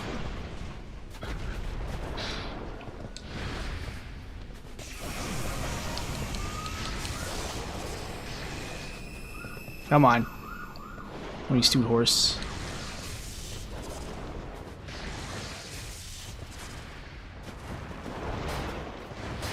Well. Drops a soul gem. He drops a life gem at least.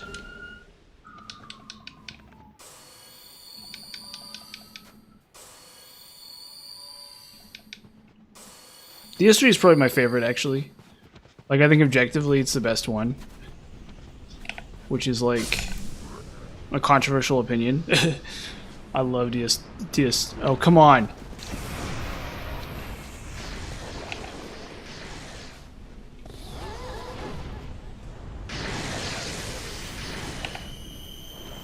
The main thing the DS3 is missing definitely is horses. Definitely. We need more of these.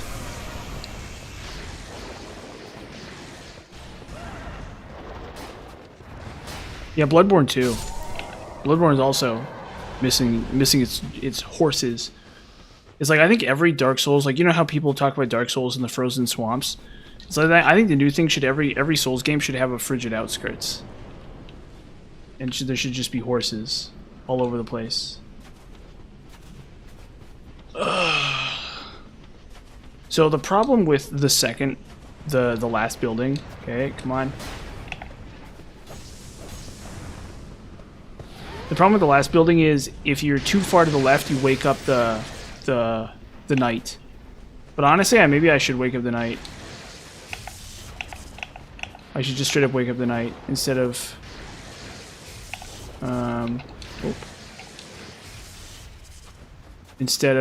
bothering with. Yeah, I get it. Come on.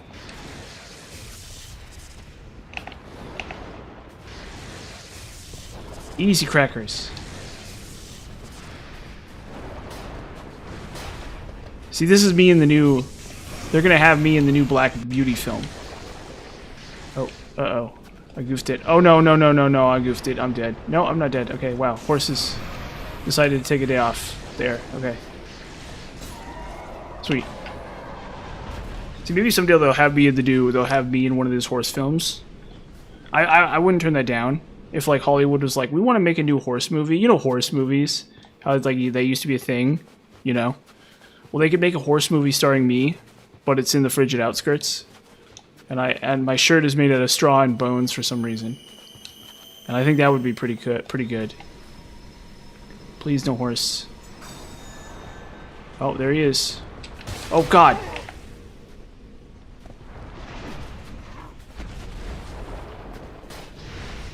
Okay, come on. Yeah. We don't need any referee interference there.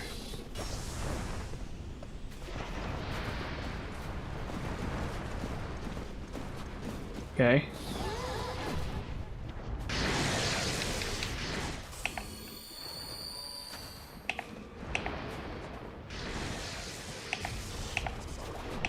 Wow, this is annoying. This is really, really, really annoying.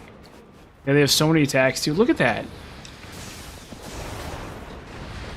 Look at that. Look at how elaborate they are. Oh, there we go. Well. Do I just get another? I just get another. I just get another. Yes, my reward for fighting that horse is to fight another horse. Excellent. Excellent work, guys. Don't worry, developers. Yeah, that's just awesome. Yeah, how many...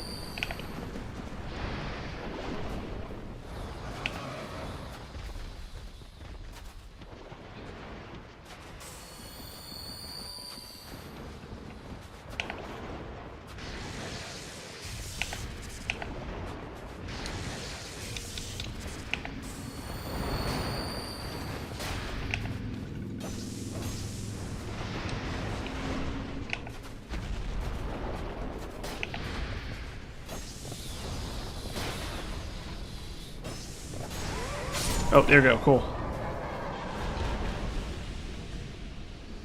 Oh, wrong one. Please don't give... No, there's another. God damn. Oh, jeez. How did I mess up the timing of these? Because I had a really good setup for this. But I guess I just kind of started goofing it up or something. Maybe I just... I don't want to do the second trigger.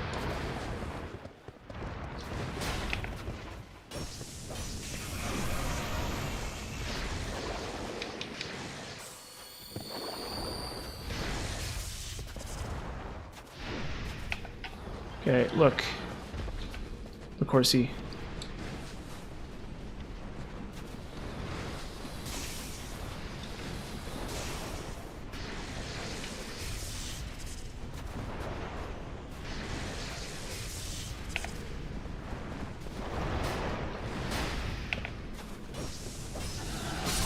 There we go. Okay, jeez.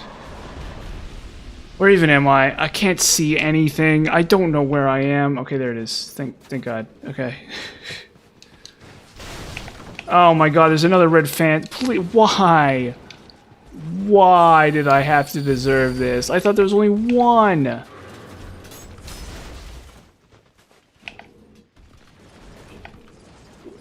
What is even going on here? Just stop. Just stop. Just stop game. I was like, I'll just fight the knight, and then I won't get another horse spawn on the next snowstorm. But that doesn't work because there's a red phantom rampart golem there. Why is there a red phantom rampart golem there, developers? What is going on there? Why can I not go into that house anymore? Why am I constantly walking on a razor's edge in every second of this game?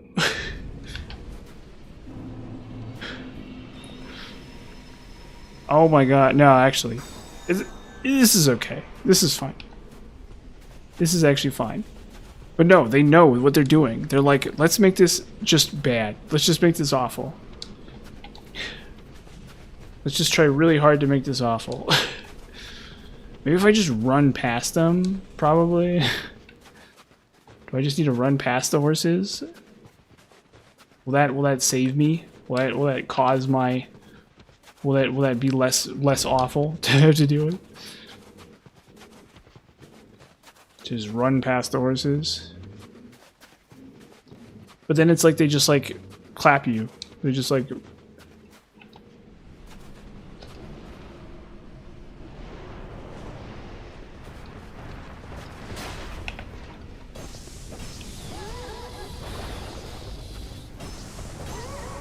Oh, whoops. Uh-oh.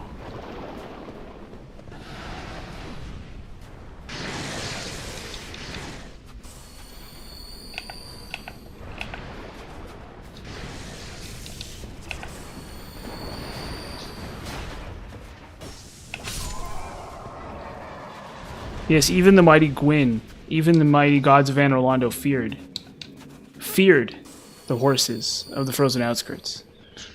How terrified they were of them. What are these dumb shadows on the ground, speaking of which?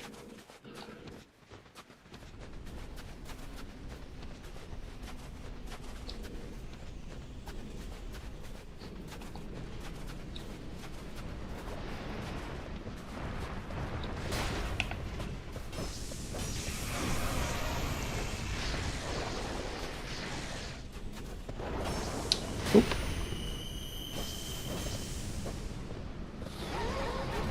Give me the charge, brother.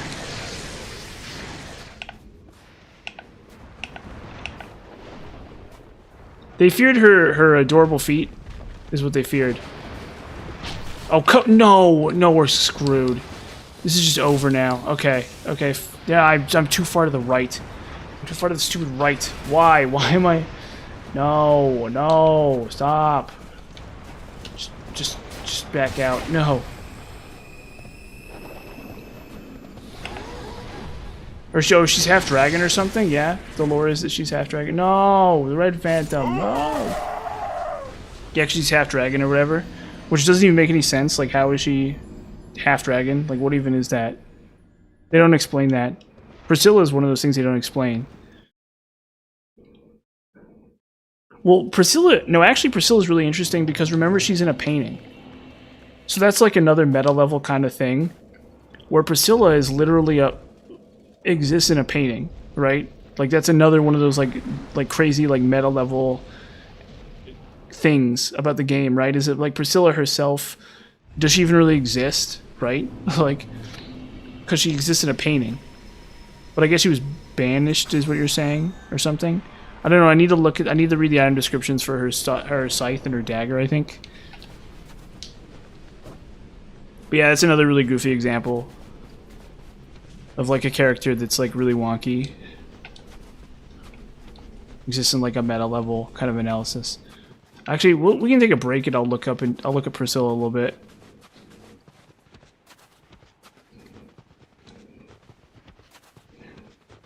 Maybe I should just... Well, no, I can't run past because there's a stupid red phantom at the end. This is, like, really lame. Because there's that stupid red phantom rampart golem at the end. So it's like, even running past is, like, not a viable option.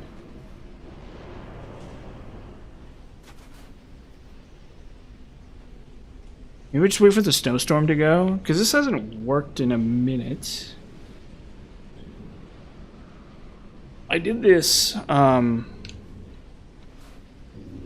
did it this way last time and it went pretty well, actually. Or I did, yeah, yep. You know exactly what's going on. You already know exactly what's going on here.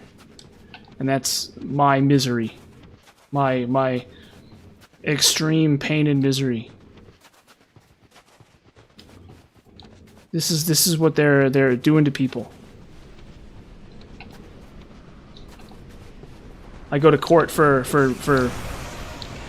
reckless endangerment, like you know, like some kind of like reckless endangerment charge or something, and they're like, here's your fine, or here's what you got to do, and they forced me to do the Frozen Outskirts. And yeah, I know I'm calling it wrong. I know it's the Frigid Outskirts. I do know that. But, you know what? I'm just gonna keep going while the...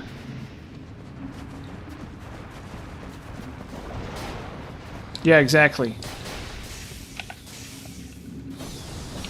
That's exactly correct. Sentence this man to 10 years in the Frigid Outskirts. Yeah. That's exactly what happened. When they caught me sleeping with the mayor's, wife or whatever. They're like, welcome to the Frigid Outskirts, buddy. And there's like a prison guard watching me the whole time. Oh my god, there's a red phantom in here too, isn't there? No, please, why? No, what did I do? Yeah, I got caught sleeping with Guinevere and Gwendolyn too. They didn't like that. Mad about that one.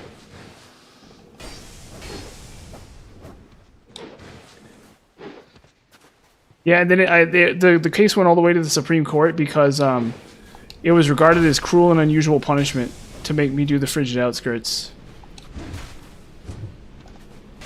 No, why? Why? You can't do anything. You can't do anything without there being a red phantom here. Yeah, they really got me for that one. The Guinevere, yeah, Guinevere, Gwendolyn, Priscilla, the Hollow Undead woman,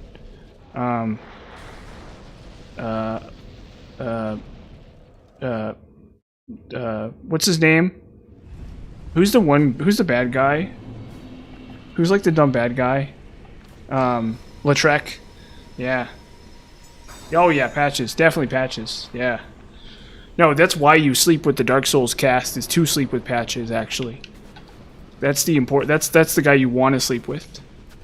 He's got like that fire and ice thing going on, you know?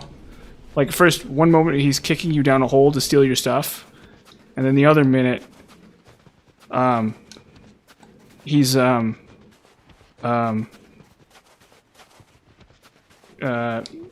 he's great. Patches is the one you want to sleep with. All the rest of the cast is like really boring. Exactly. Nothing to grab onto.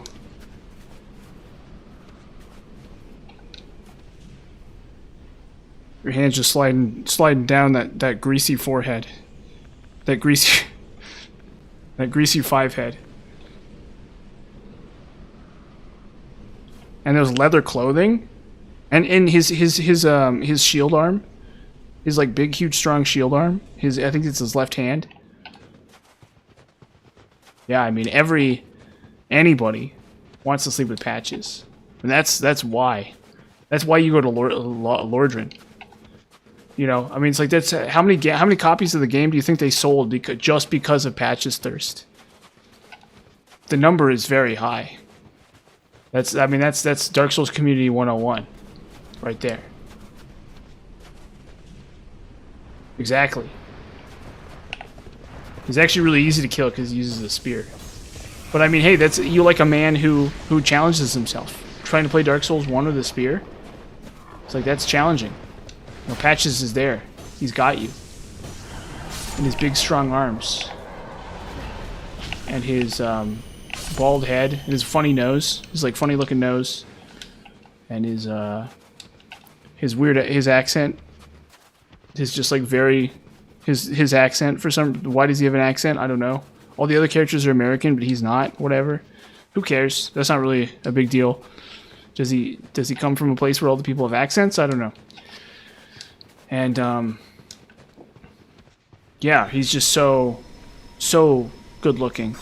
I mean, that's the thing. People nobody talks about it anymore, but when Dark Souls 1 was new, that's what everyone was talking about, was patches. It was all patches. Patches this, patches that. It's like, oh, how do I get those leather pants off of him? You know, how do I, you know, impress him? You know, where can I encounter him more in the game? Yeah, exactly. He's from Australia for some reason.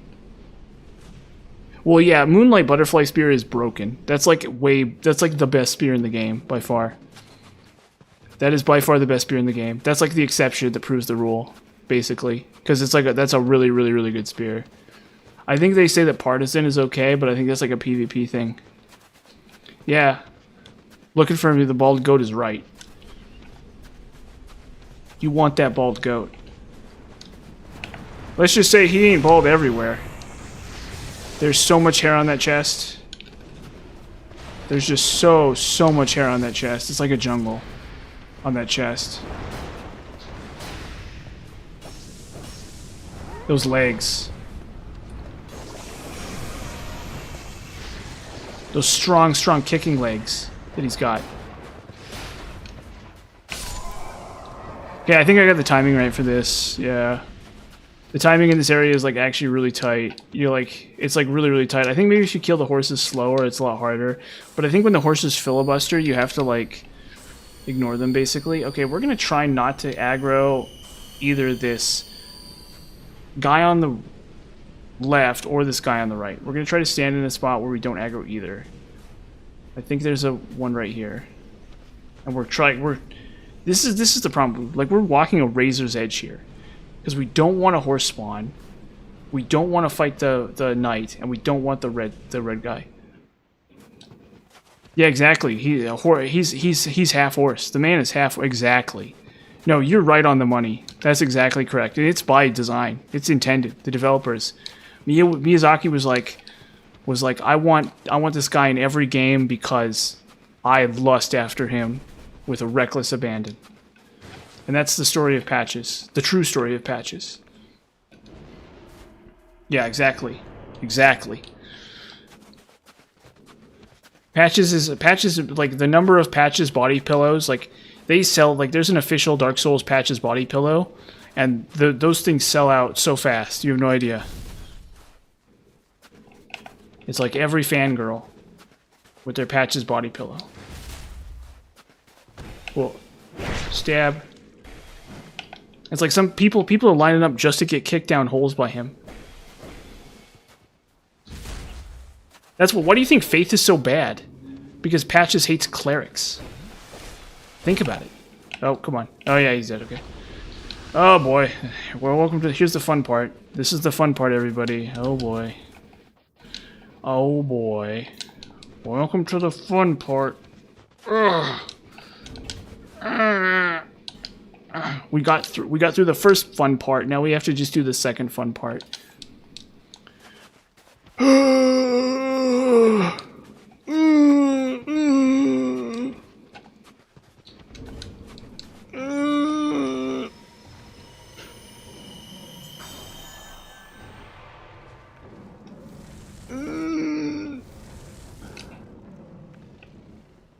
Can I call in sick? It's like, I can't do Frozen Outskirts, I have a bad cold. God. If I get hit by like one attack, I die. Oh. Oh my god. Please, dirty iframes. Please, dirty iframes, no. Oh god. Well, he didn't kill me. Sip my orange juice. Mmm, tasty.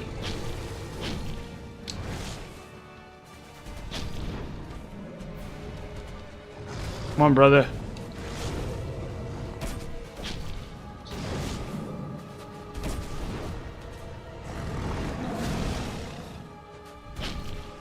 Oh, shoot.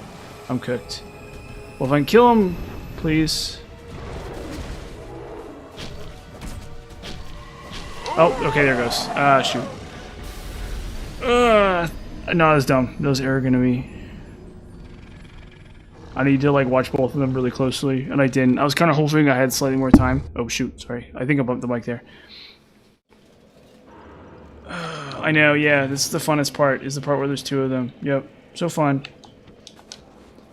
Ivory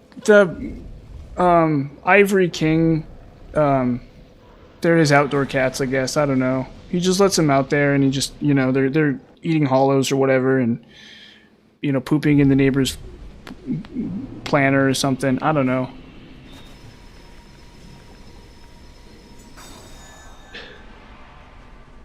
The Ivory King's like a bad dad or something. I don't know.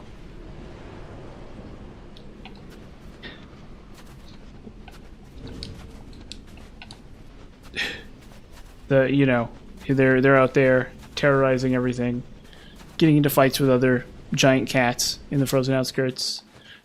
Yeah, this is the neighbor's house right here. Yeah, and the cats are just like, you know. Yeah, he's just doing whatever the heck he does. Him and his knights are sitting there, you know, taking blowtorches to their plates of armor for no reason, or whatever. Yeah, you get the idea. Alright, I need to get the rhythm of this down. I think I need to not... Oh, come on. No, I passed the trigger.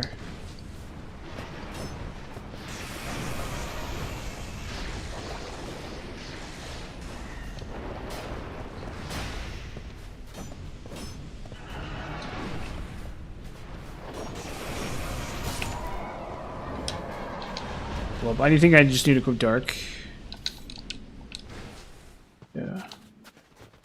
Just go for it. I don't know, is there lore for them? I think there are boss souls, but I don't know if there's an item for them. Or if it's different from Ava's. Does Ava even have an item? I don't even know. I actually don't know.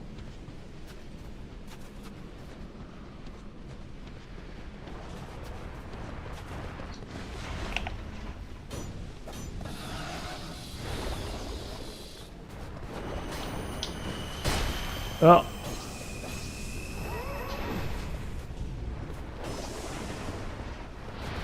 There's like no game left by the time... It's like, first off, boss items in this game kind of suck. And there's like no game left by the time you...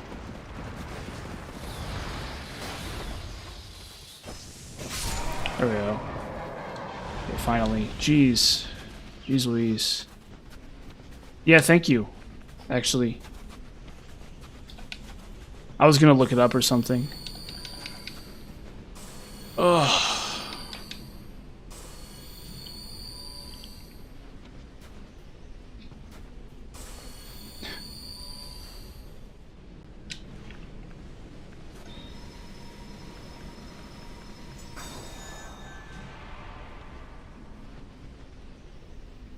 I hate waiting for the snowstorms to subside too. But I think the timing of it is faster. It's like really stupid.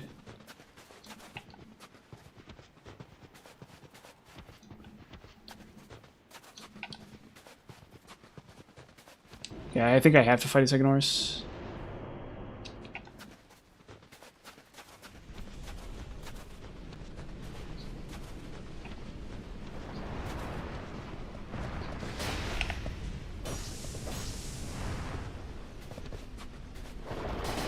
Oh.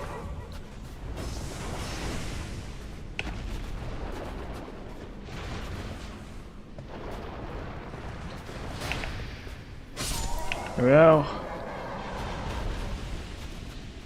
There it is. Okay, cool.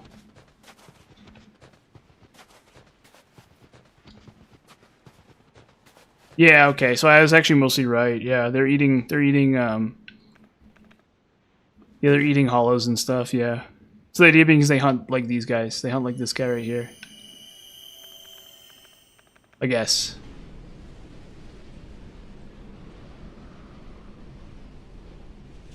Do they have an item though? Are there items for them? They're doing a bad job. Well, they're doing a great job at annoying me. So I guess in that respect, they are doing a great job, actually. They're doing a great job in making my life hard.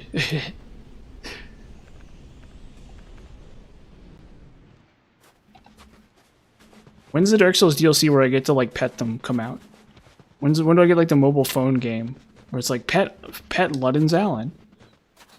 And it's like the Dark Souls man. Oh, come on, please run. Stupid input eating game. No, please. Thank you. Thank you. Still have to fight the guy. Do they have an item though? I'm sorry, I've probably asked that several times, but I am really curious. So I'm gonna look it up afterwards if you don't want to or whatever.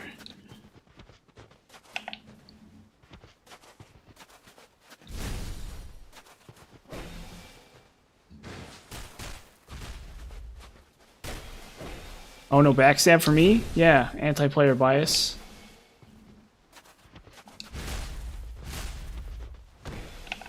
Boom. Boom. Cool, okay.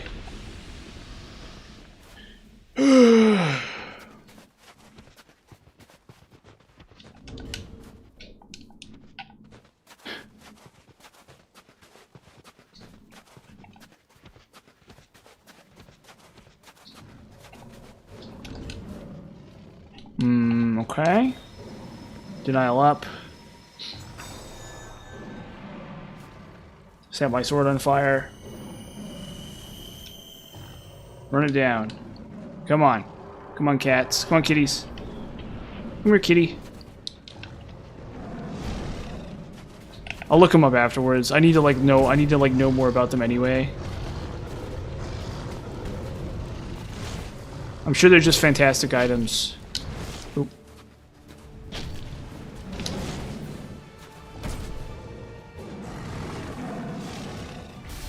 Oh, come on.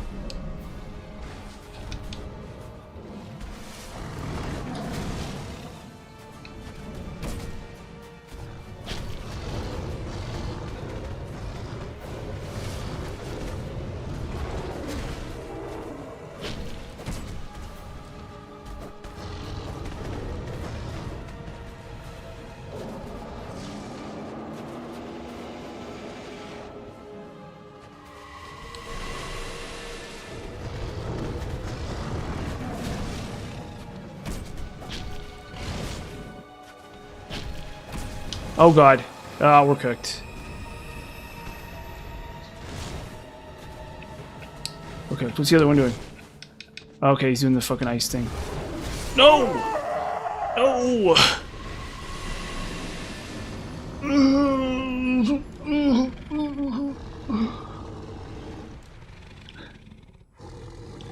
Like 10 years from now, they're gonna be like, you have cancer. I'd be like, why?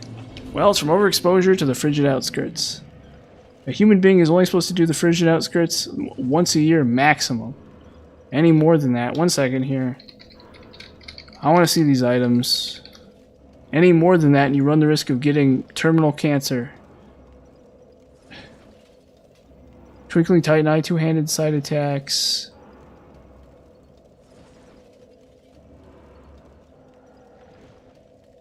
Wait, it shares its two-handed strong attack with the longsword.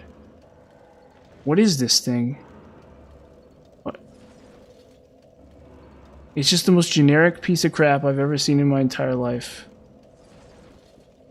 It has more elemental AR than physical, for some reason. Weird, okay.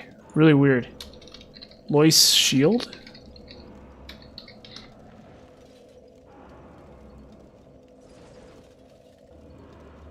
Can be buffed with spells. What? Oh, Okay.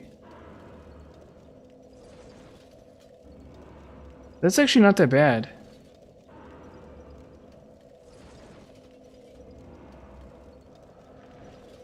Hmm.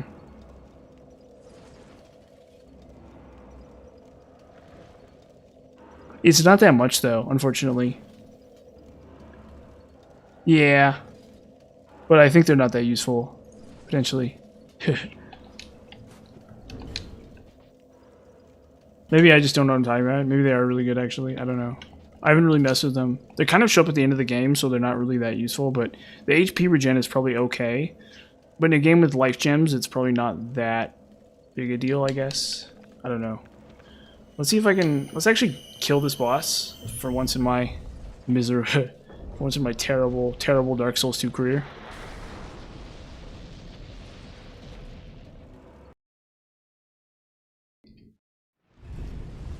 For once in my horrible, horrible Dark Souls 2 career. Let's kill this terrible boss. Oh no, the Lois Greatsword I think is fine. A little generic, I think. There's nothing that seems like it's like super amazing about it, but the fact that it has more elemental AR than physical is kind of interesting. Because if there's a boss that's like super weak to like fire or something, you could Lois Greatsword. But I don't know if it's ever optimal. I didn't look at the counter damage. Maybe if the counter damage is really high or something, I don't know. And I didn't look at the moveset either. It's definitely a fine weapon. Also, I get the impression that it might break really fast or something. Like, there's probably a downside to it. There's probably some kind of, like, really specific downside to it, unfortunately.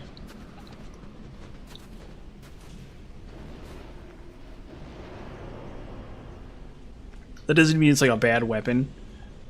But I have to admit I've never played with it. I need to actually look at it, probably.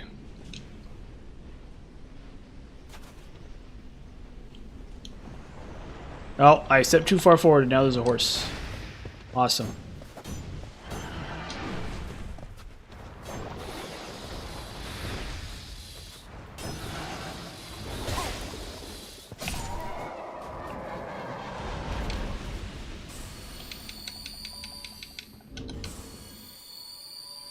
Well, there's the Zero Sword or whatever. I can't remember what it's called.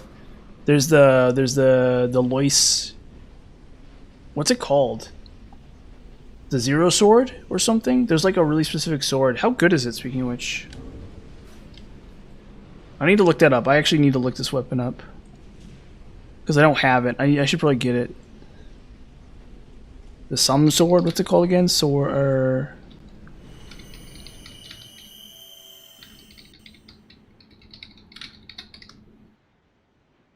What's it called again?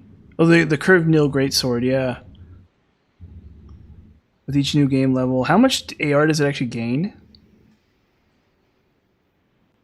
Has a completely different swing set than other greatswords when handed. Has a unique strong attack with power stance with another curved greatsword, ultra greatsword, or greatsword. Receives a damage bonus based on the Wielder's new game cycle, signifying a glowing red aura which increases in radiance with subsequent new game cycles.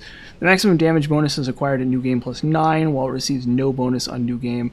The damage bonus does not scale with bonfire aesthetics. It cannot be buffed by any resins or spells, but it can be infused by McDuff. Okay. At new game plus 10 with strength and dex at 99. The AR is 290 plus 3. What?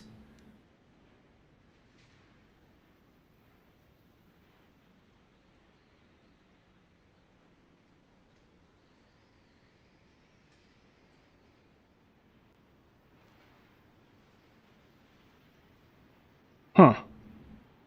That's a huge amount of AR for this game. That is an insane amount of AR for this game. That is like a ridiculous, ridiculous amount of AR for this game. For the Nil Greatsword? Yeah. So maybe I'll pick that up afterwards and I'll test it. I'll look at it.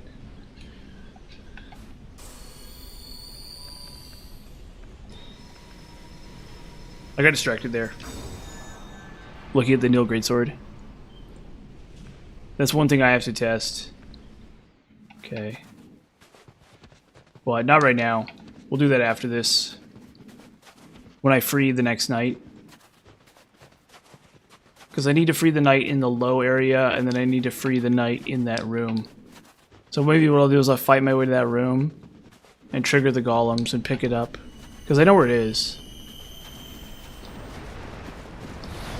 Oh, okay. Well, yeah, okay. Just 2 horse madness. Yeah, why not? Yeah. Yeah, I got the 2 horse madness. Yeah. Sorry, I can't come into work today, Mr. Boss. Man. Got that 2 horse madness. Got the painful 2 horse madness. Very painful. Very painful. Very, very, very agonizing 2 horse madness. We'll just pretend we didn't see those guys and we'll move on with our lives and just hope that I never have to see a single horse ever again in my life. It's like I go to the fair, I go to the farmer's market or whatever, or no, I go to the state fair and there's a horse and I just start screaming. I just start screaming in pain. Okay. I just start yelling and screaming in pain. I'm like, oh my god, I've like PTSD. It's like Charlie's coming out of the jungle. Or whatever the heck.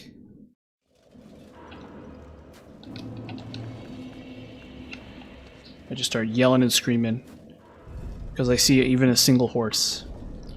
There's like a policeman riding a horse around or something. And I just start screaming in terror. And I have flashbacks to the frigid outskirts when horses would just like crush my skull under their hooves for no reason. They would rip me to pieces, tear my bones out. You know how I play Monster Hunter? Are there big horses in Monster Hunter?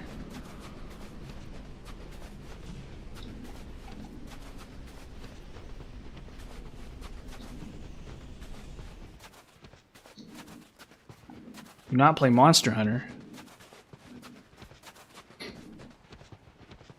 Is it really good? I've known people who played it, and it does look good. But I can't say I've ever really gotten into it.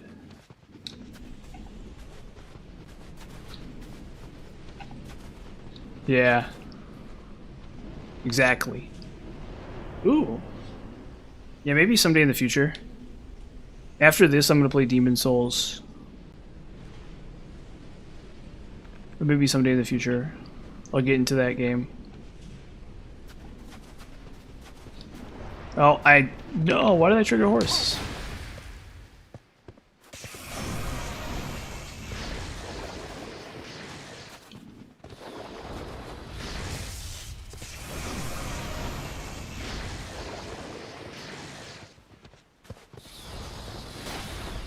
I gotta lock in.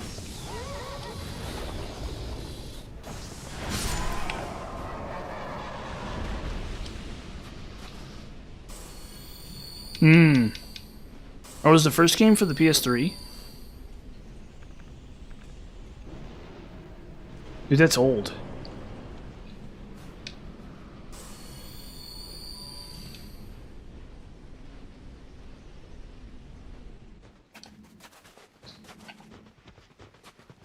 Oh, yeah, Demon Souls. Yeah, people, I don't know, I've heard mixed messages about the remaster.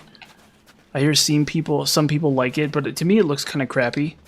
It kind of reminds me of like the Warcraft 3 remaster, which I really hated. I was really mad about that. I paid $30 for it and it was just the worst. Because Blizzard doesn't do game design anymore.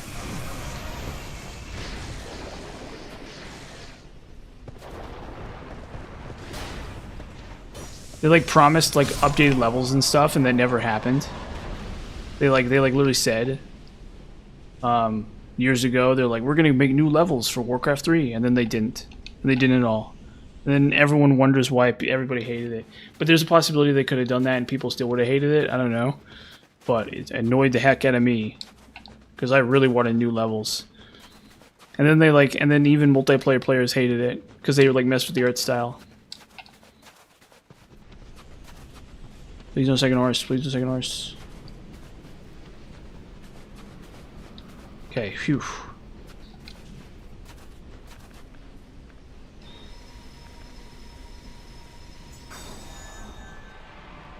Oh, it's because it's done by that stupid Western studio. That really crappy Western studio. That that does remasters, right?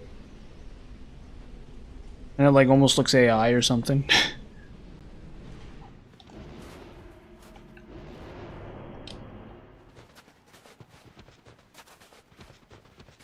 I don't know if I'm right about that, but I mean, it looks good, but they really needed to overhaul the gameplay or something, or just change anything. Yeah, so there's a dumb studio that, like the Oblivion remaster, where they contracted some like dumb studio to like remaster Oblivion, and they like didn't change enough, in my opinion. But then again, I guess somebody complains that they changed too much. Yeah. Where am I? This place sucks. Come on. Where am I? Uh-oh. Yeah. Yeah, me too, actually. I'll play it at some point, but I haven't played it yet. And unfortunately, it was kind of a ripoff. It was like badly optimized, crappy assets. Like they have like the default like Unreal Engine hair on the monsters and stuff. It's like real crappy, and they didn't even really rebalance the game that much. They kind of rebalanced the game, but they didn't really do it that much. But actually, I think Oblivion Remastered, there's at least some melon left to thump, so I will cover it eventually, because I think it's much better than like most remasters nowadays. Which is not saying that it's a particularly good remaster, it's just that's how bad remasters are, is that it looks good by comparison.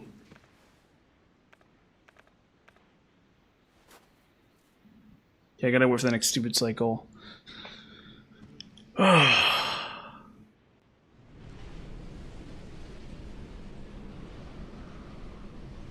Man, this area is just so exhausting. We're almost there, though. Once I kill this boss, it'll all be good in the hood. I'll go outside and I'll shoot my gun into the air. I'll fire off my firearm directly into the air if I kill this boss. When I kill this boss, I'll just go right outside my apartment building and I'll just go bam, bam, bam, straight into the air with my gun. Because that's a smart thing to do, just in general. Whenever you kill a boss in Dark Souls.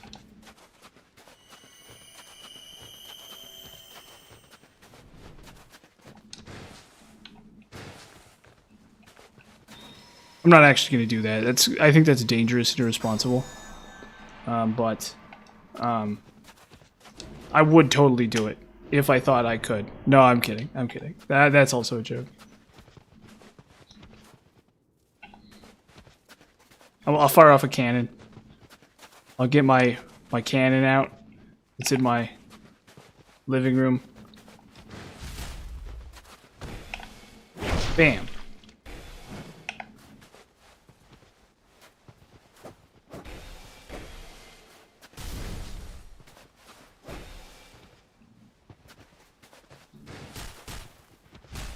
Okay, cool. Surely there's a faster way to do this. Like, surely there is a faster way to do this. It kind of just occurs to me that this is probably like the slowest way to do this. I guess I could bright bug. Maybe we'll try that. Let's bright bug. Let's humanity up.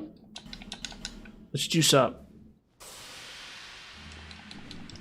Let's pull out all the stops. Fire clutch ring.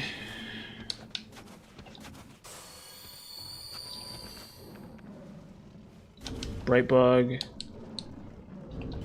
What do I usually use bright bugs for? No, it's just this boss. This is the only boss I care. Or no, it's Ilana.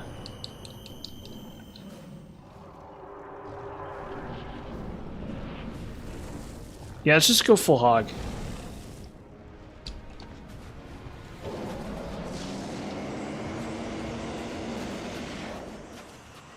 And then it'll be nothing personnel, kid. Oh shit. Oh, come on.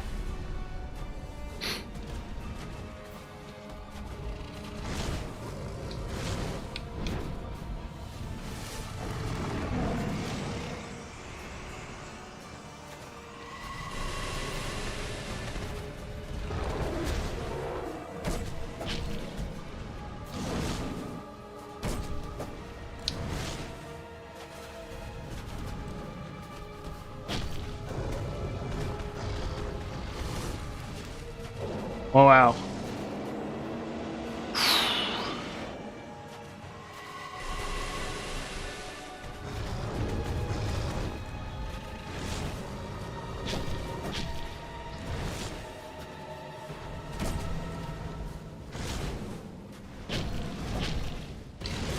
Oh, come on. I ran a stamina there.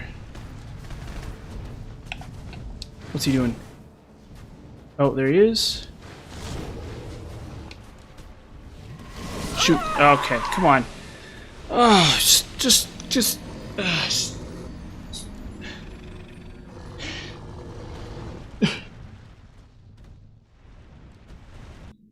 Why? Why? Whatever. Whatever. Let's actually take this off. You know what? I'm just gonna put on Chloranthy +2. I'm just gonna put on Chloranthy +2.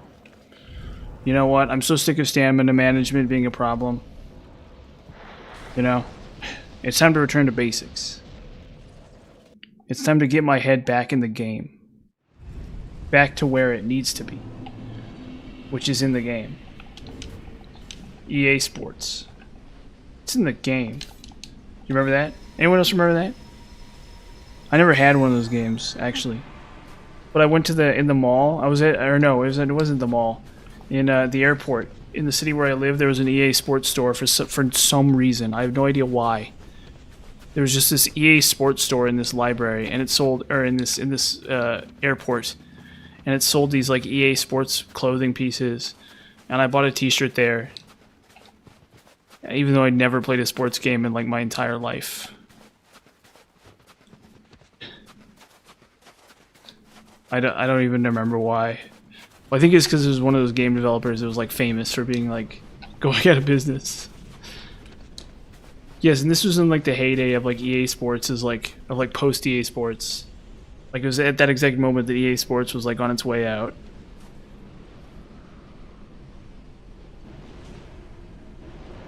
Is it still a thing? I don't know. I'll have to look it up. I'll look it up. Oh, okay. We're way too far to the right. You go to the left. You're on the other side of this dumb house. Yeah, this is the second time that stamina management has been a problem. And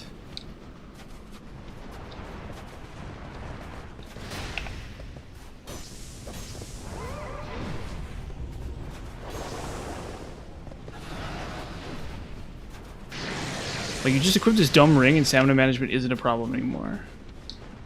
Stupid horse. Go ahead, dumb horse.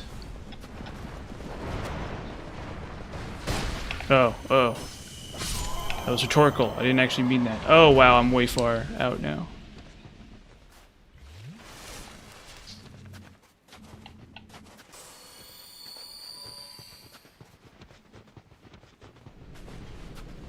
How am I this far out?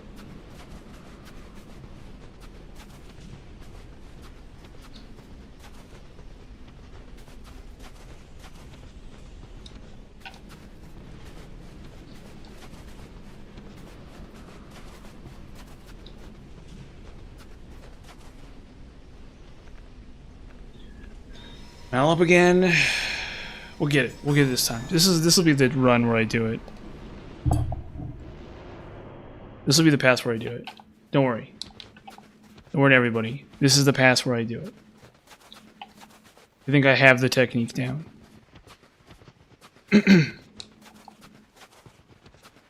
We'll use another bright bug too.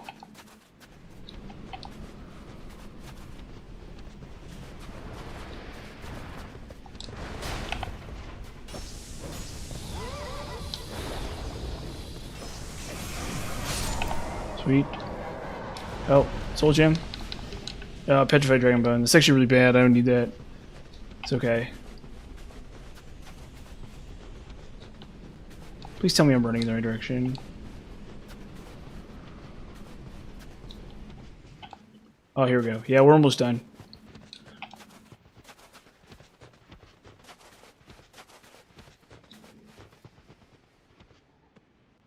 I should just go for it here. What was I gonna look up? EA Sports. EA Sports. It's in the game. Oh, it's still a thing.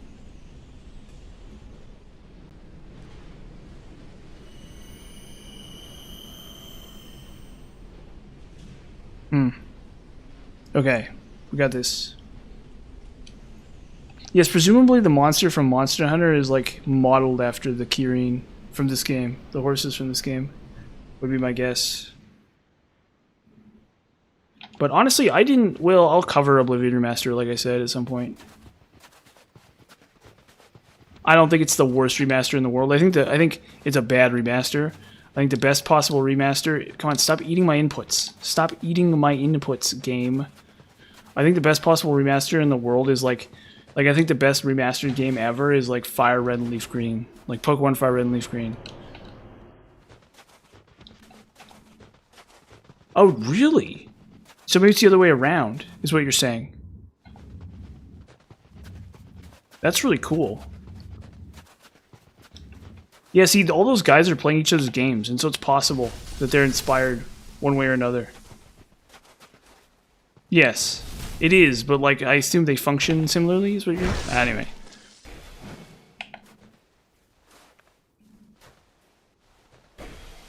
Right, of course Monster Hunter did come up with it.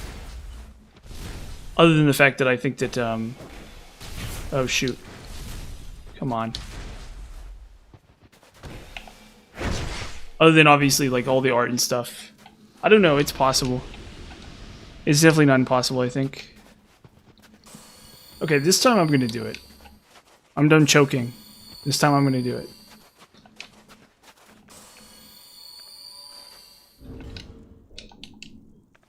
I'm like straight up done choking. I'm 100% finished choking. Where's the bright bug?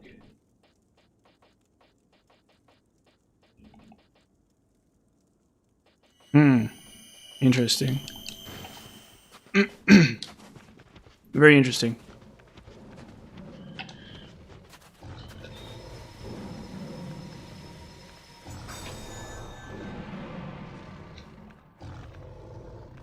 Oh, it eats denial.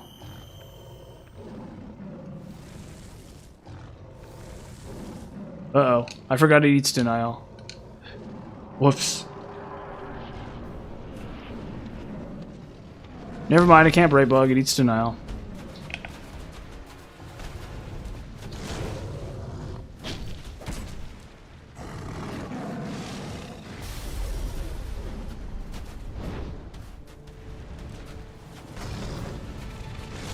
Yeah, I mean, it's probably inspired artistically, one way or another.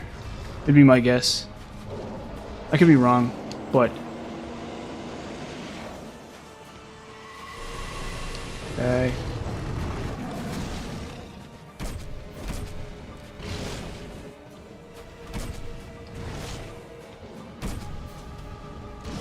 Nope.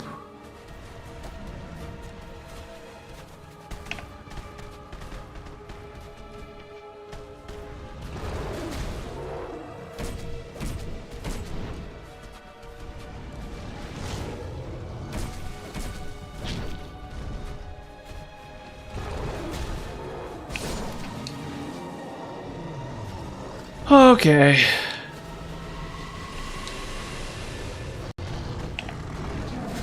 Now the fun part.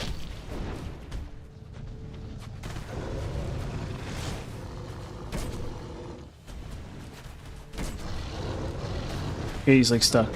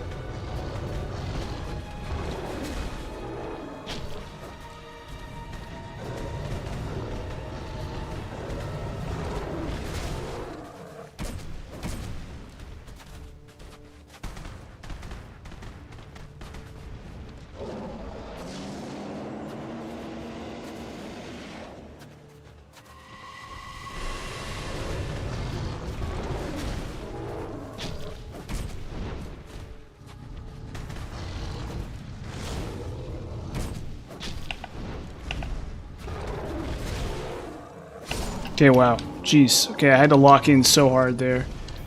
I hate that. I hate when I have to just lock in like 10 out of 10. It's like not fair. Finally. Finally, young undead. Yeah, I know, finally.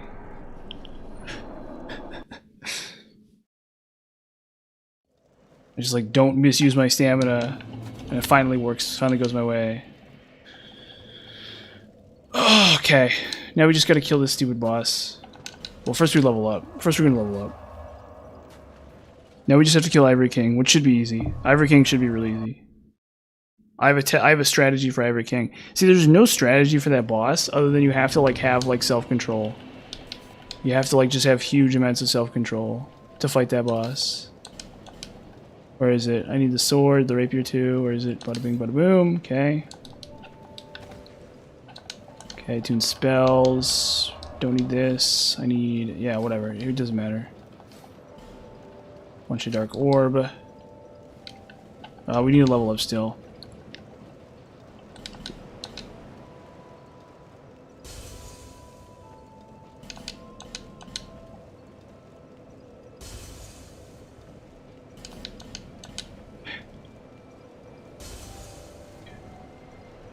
Sirloin.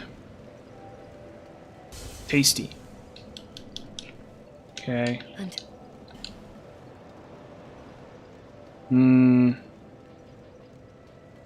We'll just put it into Dex, I guess. That's fine. A tiny amount of extra physical AR. Well.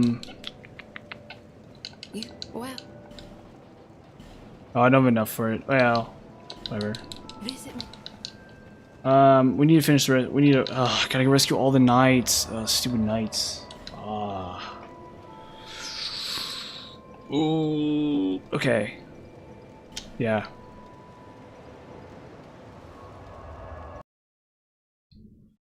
Finally. Finally, I did it.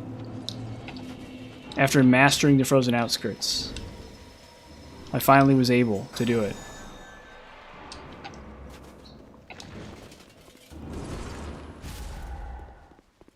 Yeah, the damage negation and healing is really annoying, definitely. But, I don't know. I guess I just get really impatient and I try to, like, because you can with the rapier hit the boss twice, but it's very risky.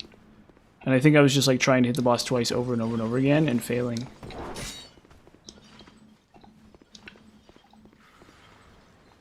Because, like, the window to dodge, and, like, this game kind of eats your inputs and stuff, too. Like, not really, but, like, kind of. Like, a little tiny bit, this game will eat your inputs. Oh, shoot.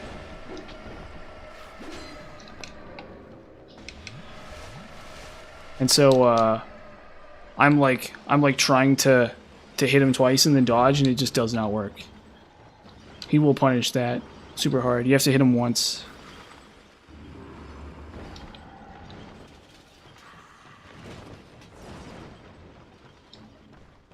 I didn't even know. I've never noticed it before, because I usually fight the stuff in this room when I play. When I'm like playing casually, I love fighting enemies. I love fighting just like random dumb enemies.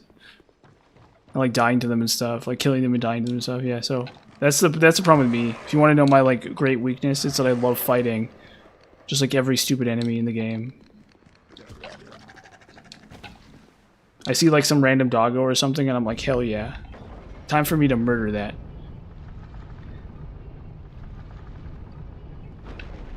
It's like my great weakness. And well, DS2, it kind of like, for a lot of DS2 areas, it's almost faster to fight your way through some areas than it is to try to like run to the end. I feel like. Yeah, it is. I agree. That's my approximation of my assessment of things as well. Although after a while, it does kind of wear on me after a while. But it's like, this is like, you like, I don't think you can run past these enemies, honestly. I think maybe there's a way to like do it, but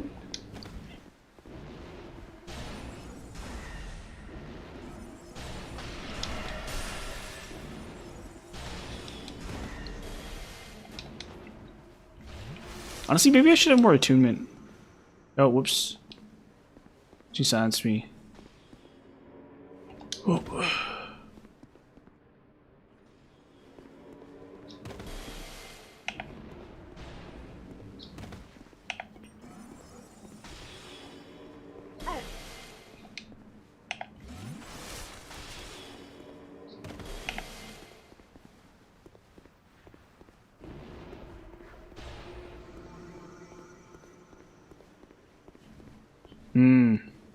You know what? No. I'm just gonna run back over here. This should do it.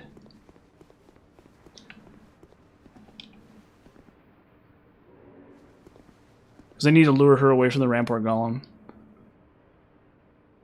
You think I can get her to fall down the elevator here, actually?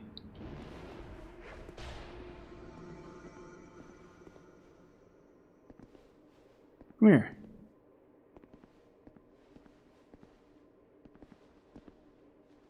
Oh, okay. Tethered to the bridge.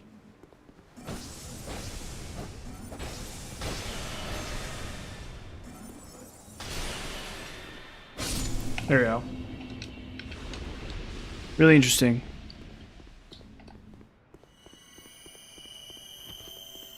Yeah, and I'll get the Nil Greatsword too. I think it's... we'll see. We'll look at it. Because that's a lot of physical AR. That is a huge amount of physical AR. But you need like a ton of strength too. I guess you can mentally infuse it.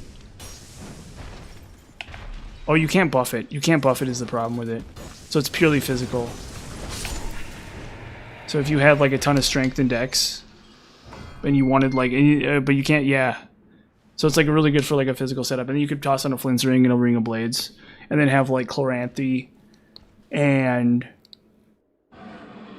you know, just some like random crap. Like, you want to Yule Leo, you can Yule Leo. Yeah, so you do like Chloranthy. And that's the problem, is you don't really gain much value out of your ring slots at that point.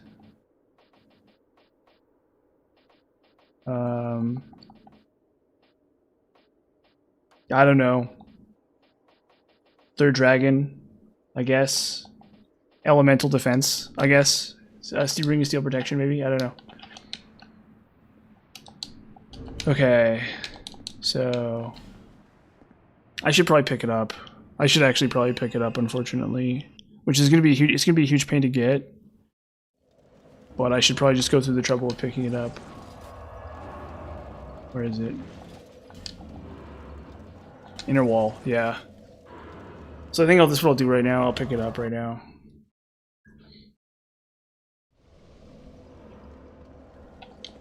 Just to look at it.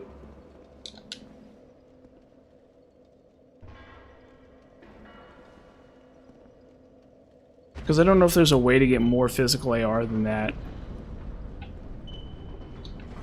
But it's like, I'm only halfway there. So I'm not sure how impressive it really would be. Especially considering it's a really slow weapon too. So it's gonna drain all my stamina just to use it. I mean, I'll look at it. I think it's worth looking at, I guess. Okay, you I think I can't lure, right? Oh, shoot.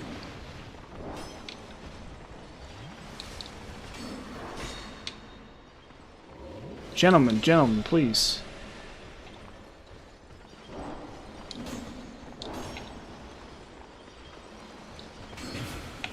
I'm but a humble Lana Del Rey coquette on a quest to get this sword.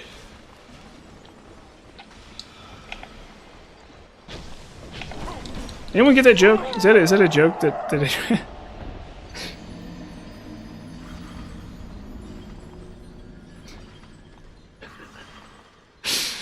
made me laugh.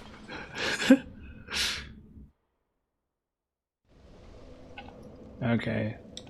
This is going to be troublesome.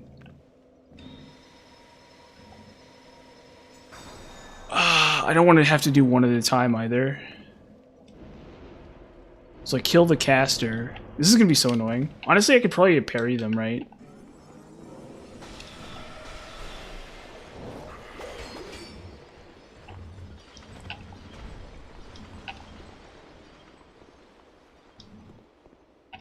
And we need to get this weapon now so I can see what it's the actual physical AR it's gaining is.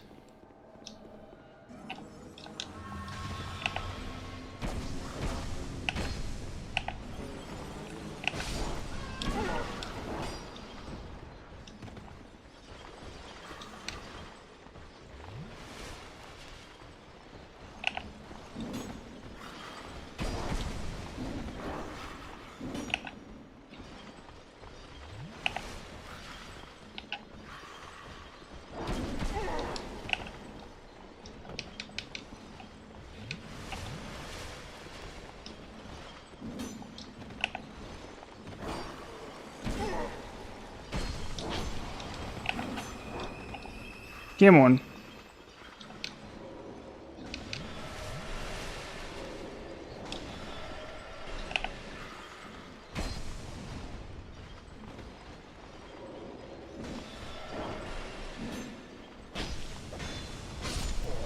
Okay, there's one.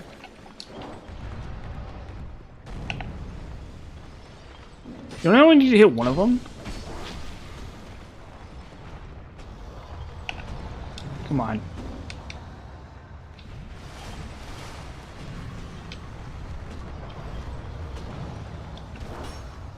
Oh, the chest is... It's only this one, right? Well... Oh, there's another ice rapier. Cool.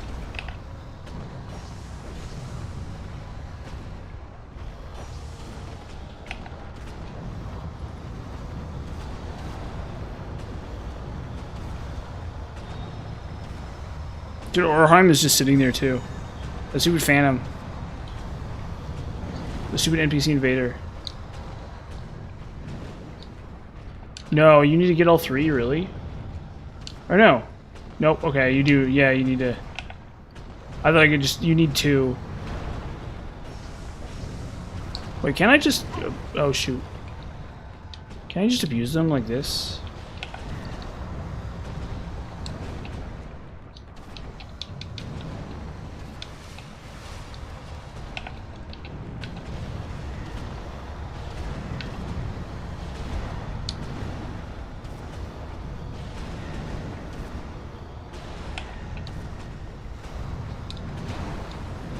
Come on.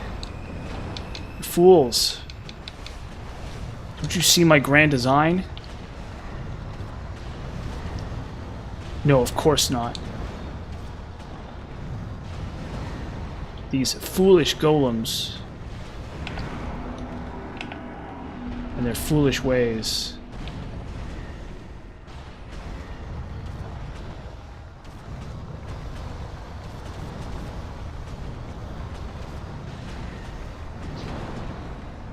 Kind of hoping to beat the whole DLC in this one stream. Oh boy. Okay, well I think they're awake now, so it's fine. Can I poison them? Maybe I can. Maybe I'll go for a little bit longer. Maybe I'll just kill the Ivory King. Well, wait a minute. Because I need to kill Ivory King, and then I need to... kill Aldia still.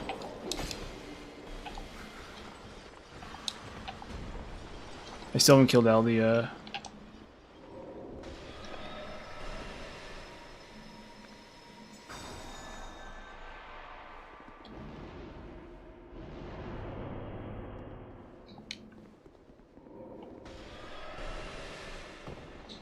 What is streaming? Anyway. I was gonna complain about the fact that streaming kind of makes my back hurt a little bit. Because it's like I'm playing other video games and it doesn't happen as much. I don't know. Maybe it's because it's where my neck is positioned or something. So I might need to move my microphone so it's higher up or something. That might fix it. No, they don't. They wake. They go back to bed. No, you fools.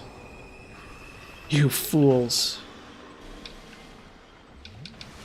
You can't know the glory of my quest to get this dumb sword that sucks. No, please. Please. No, why? How did you know? How did you know I was going to do that? Apparently the Dark Souls 2 AI is now sentient and is now precognizant of my movements, which is very impressive for a computer. Very, very, very impressive. Okay, we'll try this again. We'll give this another shot. Unfortunately, I have to get this sword. Well, I don't actually have to get it at all. I literally don't need this sword at all. But I need to test it. I need to give it a test. Because this thing has a lot of physical AR. Like a holy heck load of physical AR. Which is really good. You want physical AR, but you can't buff it. So what I'll do is I'll probably strip an infusion off of one of my ice rapiers. And then I'll add, and then I'll like get a mace to +10 or something. And then I'll try this weapon out too. Oh fudge. These guys just hate to see a player. That's what's going on here. These are player haters. They see me thugging. They see me rolling. They hating. Rolled in their eyes cause I'm so riding dirty.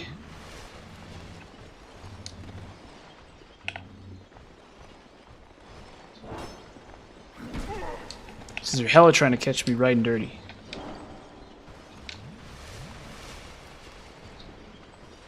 They're like, open the trunk, sir. Oh, oops. What's in there? And they see me at they see I'm wearing my outfit made out of straw and bones. They're like, what's in your outfit made out of straw and bones? Oh. Hey. I got a Glock in my Rari. Oh wait, no. Which two is it? It's these two. Come on. Just let me win. just let me win. Game. I've given everything. I've sacrificed everything. Everything. Just for you, Dark Souls 2. No, I'm kidding. Someday I'll see my wife again. That'll be the best moment of my life.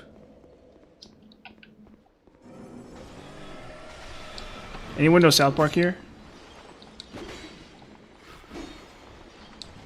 A man's wife is his life, you know? Or however that goes.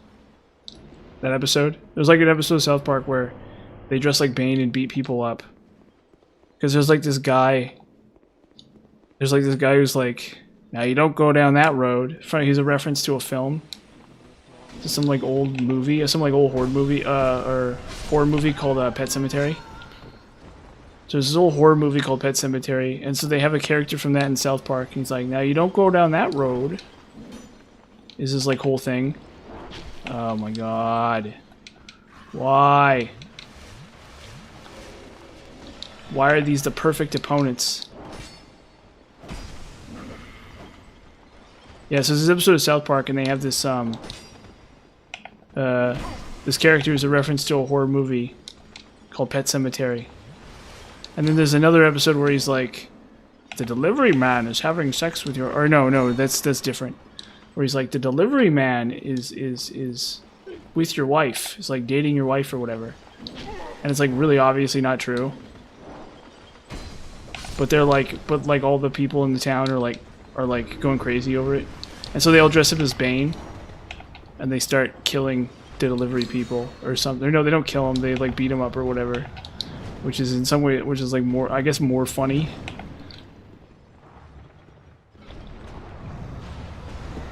Because it's just like dumb. Wait, you can kill them while they're still dead? Wait, this isn't even necessary? Wait, I'm just doing this for, what?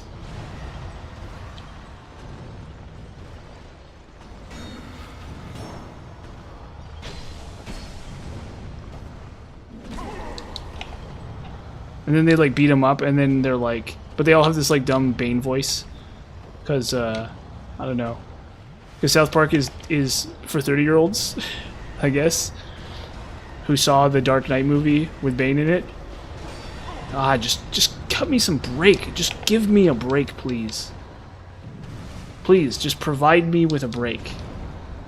Provide me with some kind of break from the madness, please. I need a vacation.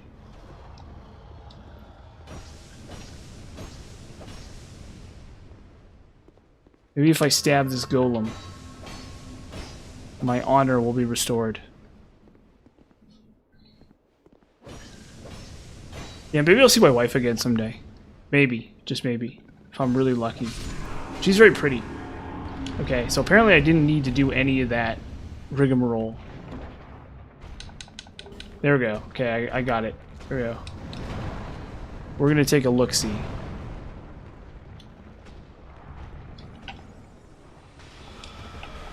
There's a YouTube animation with like Charlie in the Chocolate Factory, and he's like, "There's no harm in looking, Charlie," or something. It's an Oni one, and he's all like, because it's like not really funny. It's like it's like Charlie's a creep, or no, not Charlie, the chocolatier man. Willy Wonka's like a creep, or something, and it's like really stupid. It's like really lowbrow. Okay, oh, we need to die. So this stupid Auerheim despawns. Okay, yep, go ahead. Wow. Okay, come on. Beat me to death. Go ahead. Oh, come on. There we go, finally. Okay, now we need to look at this stupid sword. Look at this guy.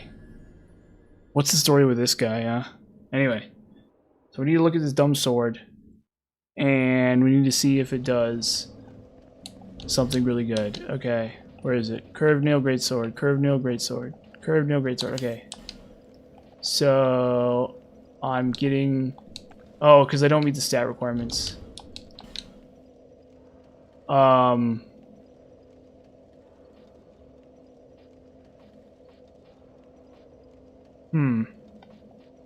That's a level 1. How much juice do I have? 3. Let's look at the moveset. Let's examine the moveset very closely.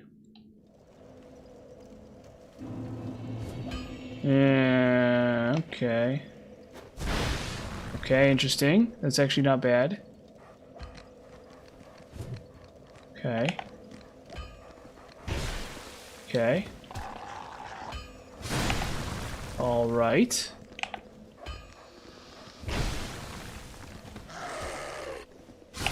So we're at like +4.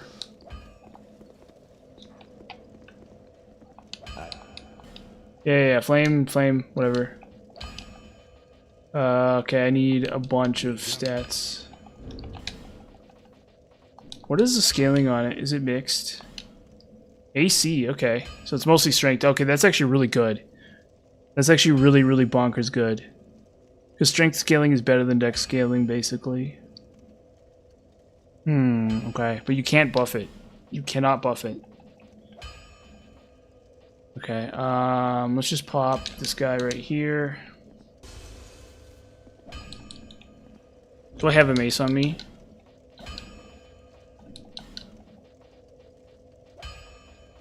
I need to sell some of this crap.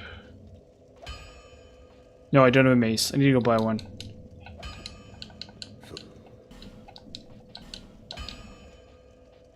We can text it on Ellie, I guess. How many soul vessels do I have? I have 2 soul vessels, okay. So reinforce.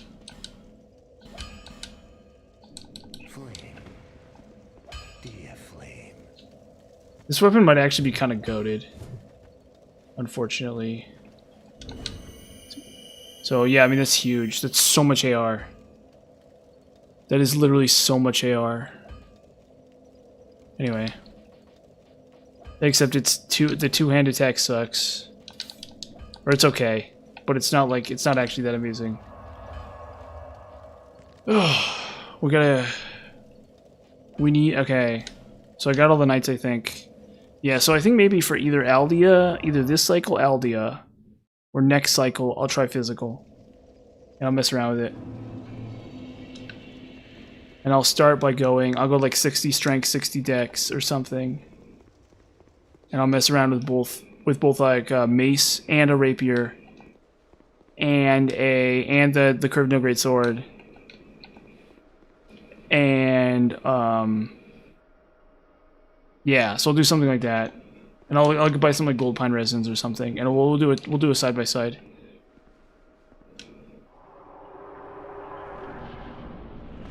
We'll take a look, see what the numbers say. See what those big numbers say. But first, we've got to deal with the Ivory King. First, we have to murder the Ivory King. Gotta kill him. Yes, I think to myself that maybe if I beat the Ivory King, my wife will come back to me. Oh. Uh-oh. I'm cooked. He's cooked. Can the cooked and chopped gentleman with the Mercedes-Benz, please get his car out of the fire zone? That's me. I have the Mercedes-Benz. That's me. I actually don't have a Mercedes-Benz. You'll have to forgive me for lying. As I've said many times, I'm infamous for my love of tall tales. And, uh-oh. What happened to my game? Okay. We just stopped for a second there, and we just are back. Okay. I will pretend that did not happen. There we go. See, I'm like Tom Sawyer or whatever. Old Tom Sawyer have the mean stride. Oh god, oh god.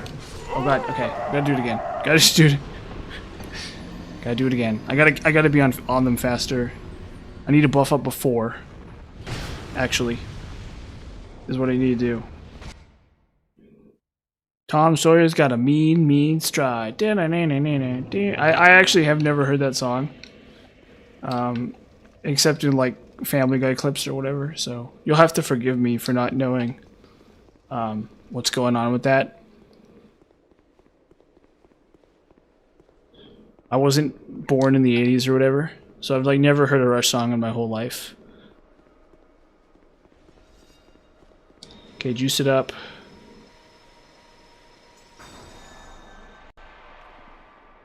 That's my defensive barrier to make me invincible. Drop through.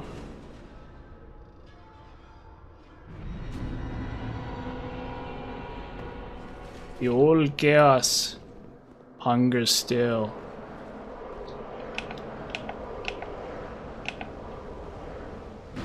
A man on his quest to save his wife.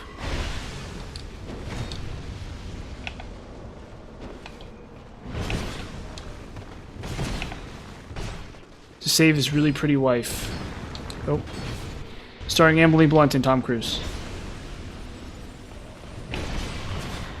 Oh.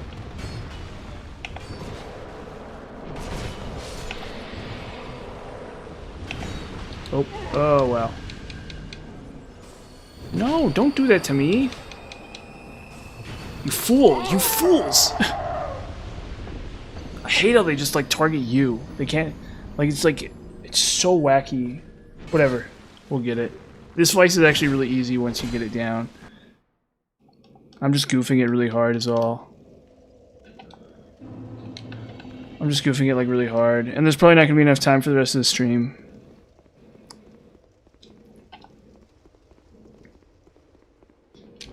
Maybe we'll use some of these fancier soul gems, some of these radiant. Yeah. Oh, and I don't need this either. We put on Oleo. It's fine. I think the counter damage works on the thrust here. So I'll go a little bit longer if I really get stuck in the fight real good.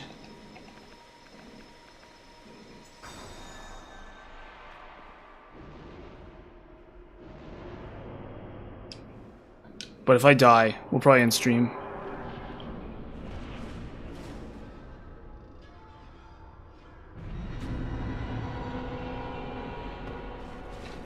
Today's see, it's crazy how I can't go 2 minutes without a cultural reference. It feels bad, you know. Especially when they are not broadly applicable cultural references, unless you watched a bunch of episodes of Family Guy.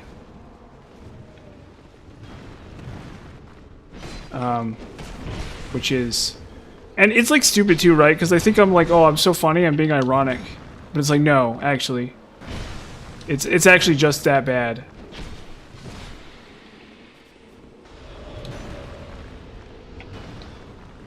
I'm the very thing I sought to destroy.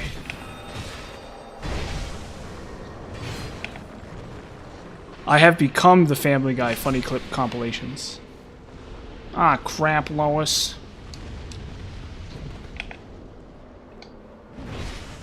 Ah, jeez, Quagmire.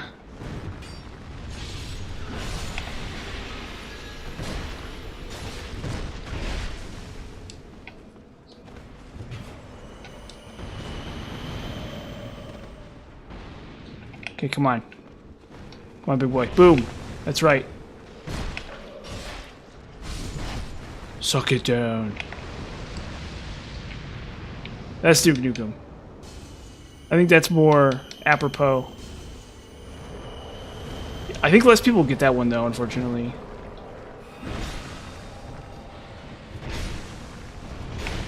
Oh, I didn't get the crit.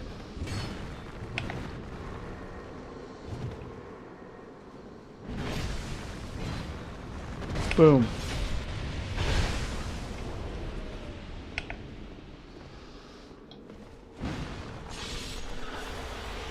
You actually can't be too fast on this, because what'll happen is, oh, shoot.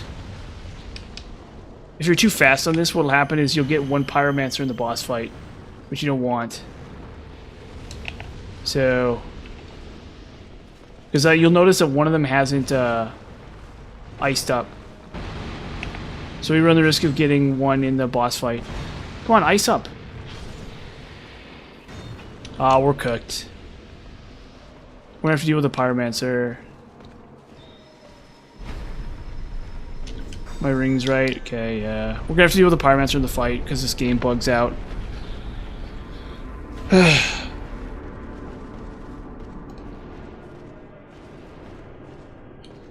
Now, what are you doing looking at me? Go ice up. Ice up and get in the freaking door. Maybe we don't get another Pyromancer spawn? I don't know. Maybe this is bugged? I don't know. This is weird. Fly. Oh no, we do. We do get another Pyromancer spawn. Yeah, because the game sucks. Awesome. Thanks, guys. Thanks, From Software. Yeah, we get a free Pyromancer in the fight too. Oh, you can't backstab him either. Yeah.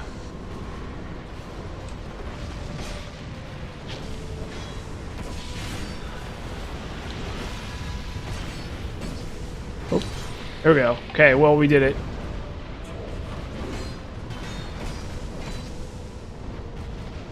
Oh.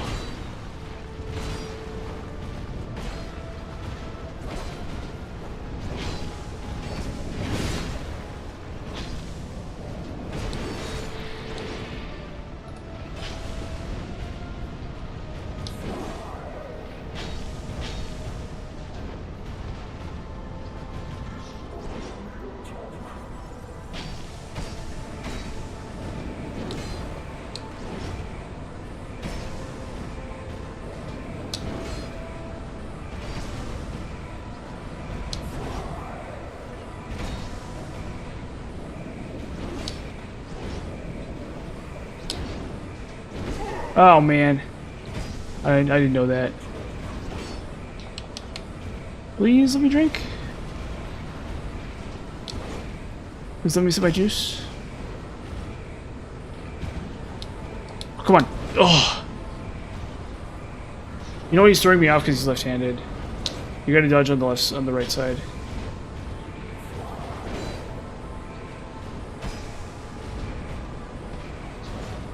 Yeah, it's so much easier.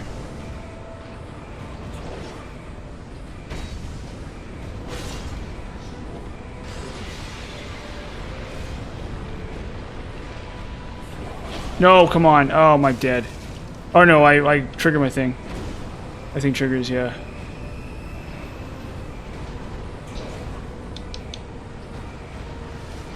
Oh, come on. Ah, it's so stupid. We'll give it one more shot. Or no. Yeah, we'll give it one more shot. We'll give it one more shot. We'll go one more shot. It'd be kind of nice to have this done. We're almost halfway done with the whole thing. You know, I hate to say it. Let's do this.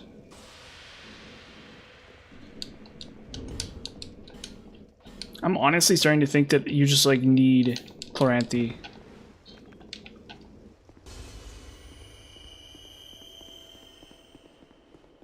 I think it's worth it at this point. Just take the gloves off. Just get my stamina back all the time. Not even worry about it.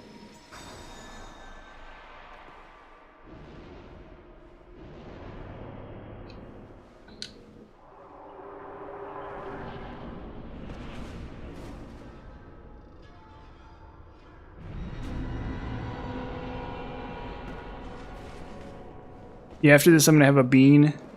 I had this recipe for this cheesy bean stew that some guy on YouTube had is really good. So I'll probably do that after this.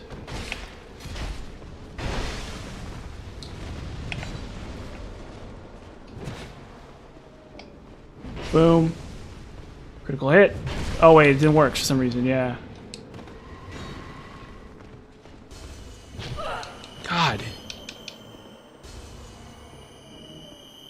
You guys just chill.